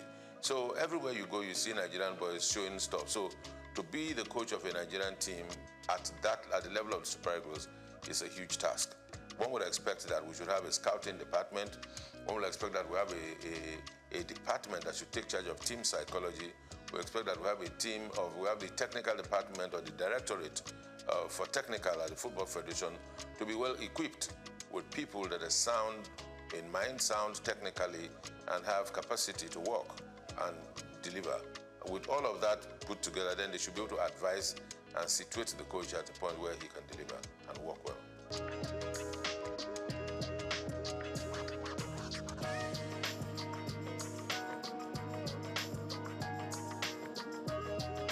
Well, you see, I said yes, because I've been one of those that have always been clamoring that there's need to have a National Sports Commission. Now, having a National Sports Commission that is populated or that is headed by politicians, it's neither here nor there.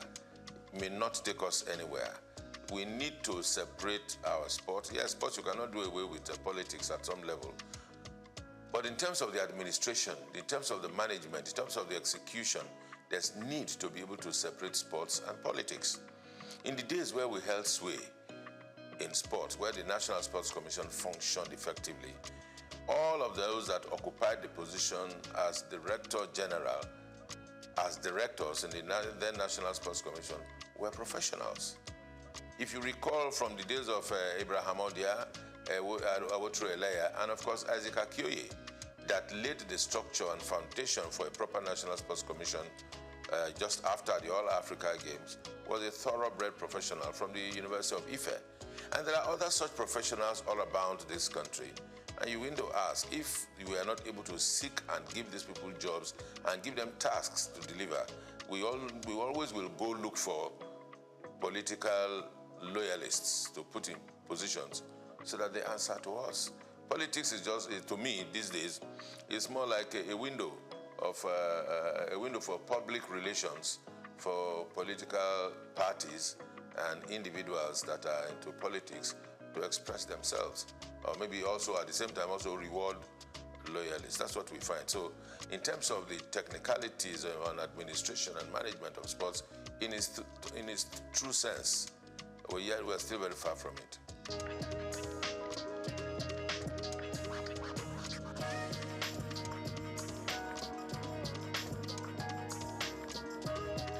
Plenty improvement, I would say. The current managers of the league are doing everything they can to ensure that our league gets back to a competitive level at the continent, gets back to a competitive level at the rate at which we, those of us local people like myself, can appreciate our football and our footballers once again. The question to ask is to say, are we doing enough? The answer will be no. Who are those not doing enough? The media, the sporting media in Nigeria is not doing well enough. Would I say sporting media? Yes.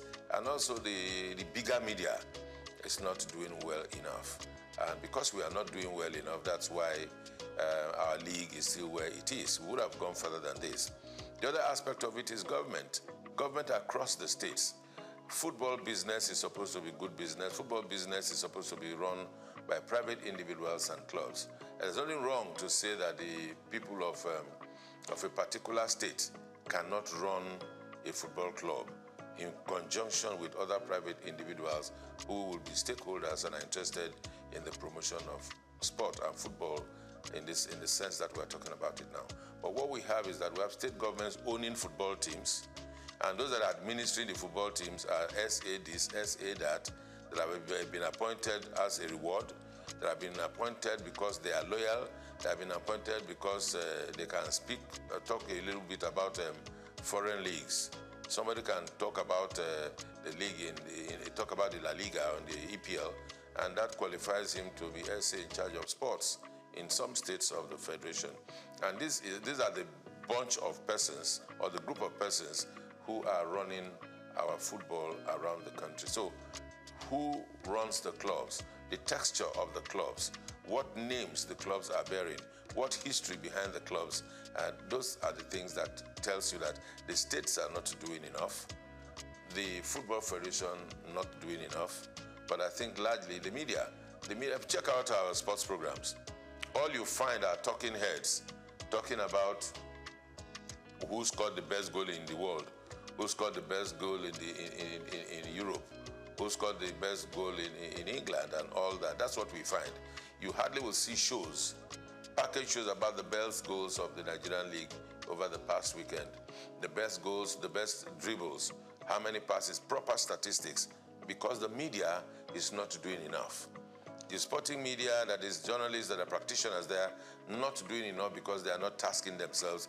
They just go on the internet, download one or two things, watch and everything. All you know is you take, as a content creator in sports, you need to just take a shot of the goal that, the assist that Nwaneri gave, or Merino scored a goal for Arsenal, and you superimpose yourself and you talk over it. And that's content. And you post it, and there are likes and there are followers, and that's it, what we do. But you do not have individuals going to places to take content. All around Lagos, we look at as we are now, all around Nigeria, sports is going on every day. As a practitioner myself, in those days when I used to be the street reporter, we covered football from everywhere. From Abeson, from Bagada, from Volkswagen, down on Ojo, Abete, anywhere. All of those places, and boys are still playing football. You go to Evans Square, boys are still playing football. Go to Lafayette, they're still playing football. Go to Alakoro, you still see boxing. So all of these sports are still going on. But where are the journalists that will cover these events and bring them to the fore and package them? The journalists are not ready to do that job. Even those that are ready are not funded.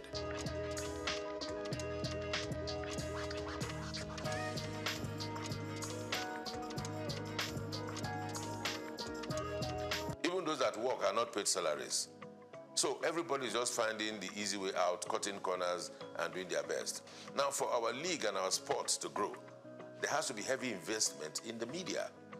Because everything you see about the EPL, the La Liga, you take the EPL and analyze it, you see a variety of shows all about the weekend games, the weekend wrap, the best goals, the best flops, the referee angle, even the advertising and marketing. Because when all of this are put in a fray, then people can relate to it. People can leverage on it. Brands can come and give sponsorship. But we are not able to attract sponsorship because there's nothing for the brands to take away. Because if you give brands value, they will attach to it. And it never used to be so. Before 2006, the La Liga was not popular. The EPL was not popular. The Champions League was not popular. What were Nigerians watching? Because the media itself sold out. By investing, Nigerian media organizations came together, put money together, and went to buy rights of the EPL and started broadcasting it on Nigerian television for the consumption of Nigerians so they can make cheap money from telcos and from the brewing industry. They made more money for themselves. I mean, the media houses, rather than invest in the local league. Then they will tell them, who will watch Nigerian league? I mean, those are the questions they asked at the time. Some of us that were able to find courage, we found courage and we asked them, why would we be doing this? But of course, we were not many enough for our voices to be heard. And that's why we're here, we are where we are. So it's not far when we lost it. Can we redeem ourselves? Yes, we can, if we want to. But it will take a whole lot of courage. It will take a whole lot of work. It will take a whole lot of commitment. God help us.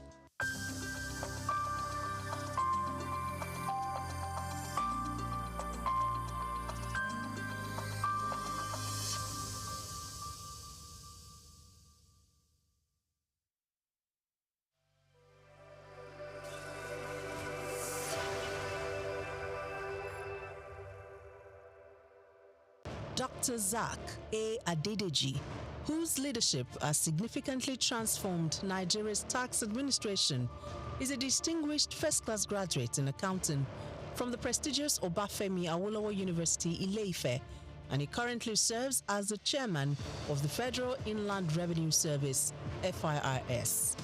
I firmly believe in the wisdom encapsulated in the statements. Revenue growth is the lifeblood of the national economy, providing means to fulfill essential duties to the citizens.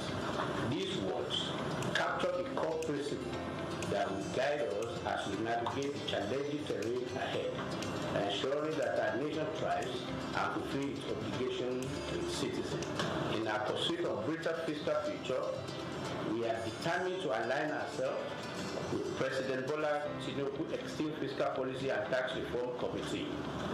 This collaboration will enable us to shape the prosperous fiscal landscape that will empower our nation's growth and development. Born on January 8, 1978 in Ogbomoso, Oyo State, Nigeria, Dr. Adedeji is an accomplished accountant and public officer with extensive expertise in corporate taxation and public finance. His journey in public service began in 2011 when he was appointed as Commissioner for Finance in Oyo State.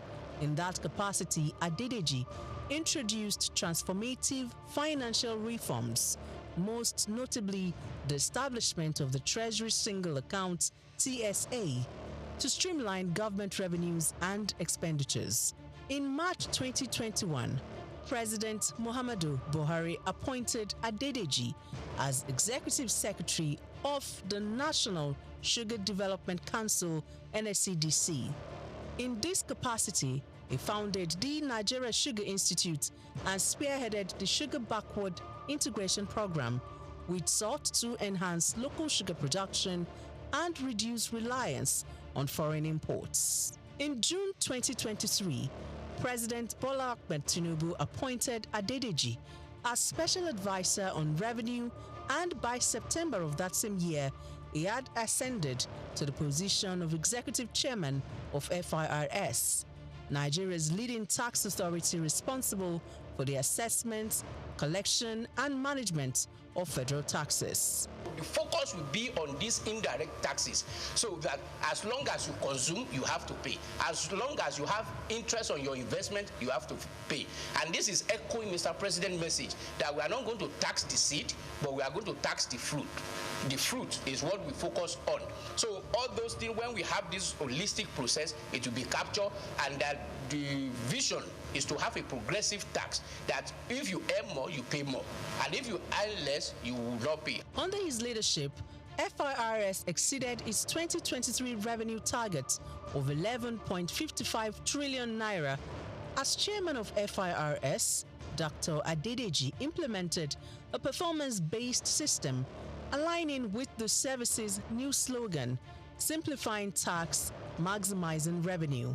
Dr. Zaka Adedeji has done incredibly well in transforming and reforming the tax processes and procedures in Nigeria.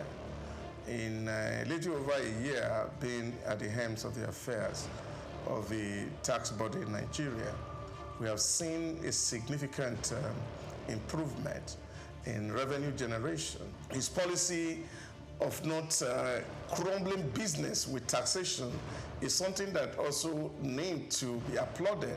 Zaka Adedeji philosophy is taxing fruits and not the seed, and taxing prosperity, not poverty. Because if you look at the fiscal landscape of Nigeria in the past 10 years, you find that businesses have struggled to live, and that has led to the exit of so many businesses from Nigeria. But with this new reform, we're saying that the businesses will profit from the reform processes, and that will mean more business for Nigeria. We will have a lot of foreign inflow in terms of foreign direct investment that will actually drive the process of economic growth for the country. And I think he has done so well, and he deserves a kudos, especially for taking the giant stride to restructure FRS for efficiency, for accountability, and for value for money. He has also made the welfare of the staff a top priority, fostering a positive working environment that has brought smiles to the faces of FIRS employees nationwide. Supporters of the tax reform bills highlight several key benefits, harping on the need for streamlined tax processes that could reduce bureaucratic hurdles and foster an environment where businesses can thrive. He has initiated a lot of reform which dovetail into the tax reform bills that is before the National Assembly. This initiative is to improve on the tax administration system in Nigeria with a view to improving on the collection systems that will be beneficial to every member of the Nigerian state. SOUQ, as is well known, has improved on simplifying tax reform even within the federal land revenue, which in no means has improved on tax administration, and he celebrated essentially for the core initiative of the tax reform. Under Dr. Adedeji's leadership, Nigeria's tax system has gone beyond mere policy adjustments. Its focus is on fostering sustainable growth and ensuring that the benefits of tax reforms reach both businesses and citizens. So those that are attacking the bill, one, they are doing that in view of the formula they discovered, which may not be, will not go well for them when they have bad allocation. And then secondly, they may be having the feeling that this law was just designed to favor Lagos State in the course of its own effort to become a state that has special status. Okay? It says so that will make it to be seen as if it is a country of its own, even though it's not up to the level of country, but it is higher than all other states in the country. Probably this may be the reason why they are agitating. The one that you can see clearly is on this issue of VAT. And then they have other suspicion. So that is another worry that I have. The issue of trust. Trust, what do some experts call trust deficit. Yes, will be promoted greatly by this if corrective measures are not taken. Graduation has not been defined. But then people have to go by what is happening now. As they go against it. Since now the graduation is about contribution of state that are producing these goods and services being consumed. So they have the right to just say that, oh, well, so now instead of 20%, it will now be 60%. And then you hear the government functionaries, including members of the committee, saying that no, that's not what they mean. They mean area of consumption. This 60% graduation is about consumption area, not location of the headquarters of company that produce the good or services. You should have defined that in the law.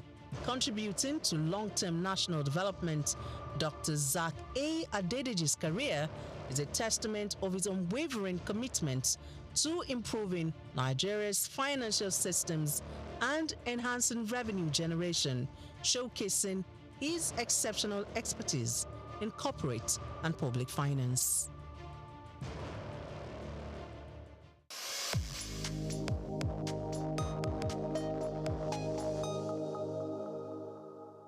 We've got just what you need right here at Femi Wash Media. Call it the Midas touch and you wouldn't be wrong. Let us record, produce, mix and master your audio like nobody does. Reach us on our contact today for the best quality job.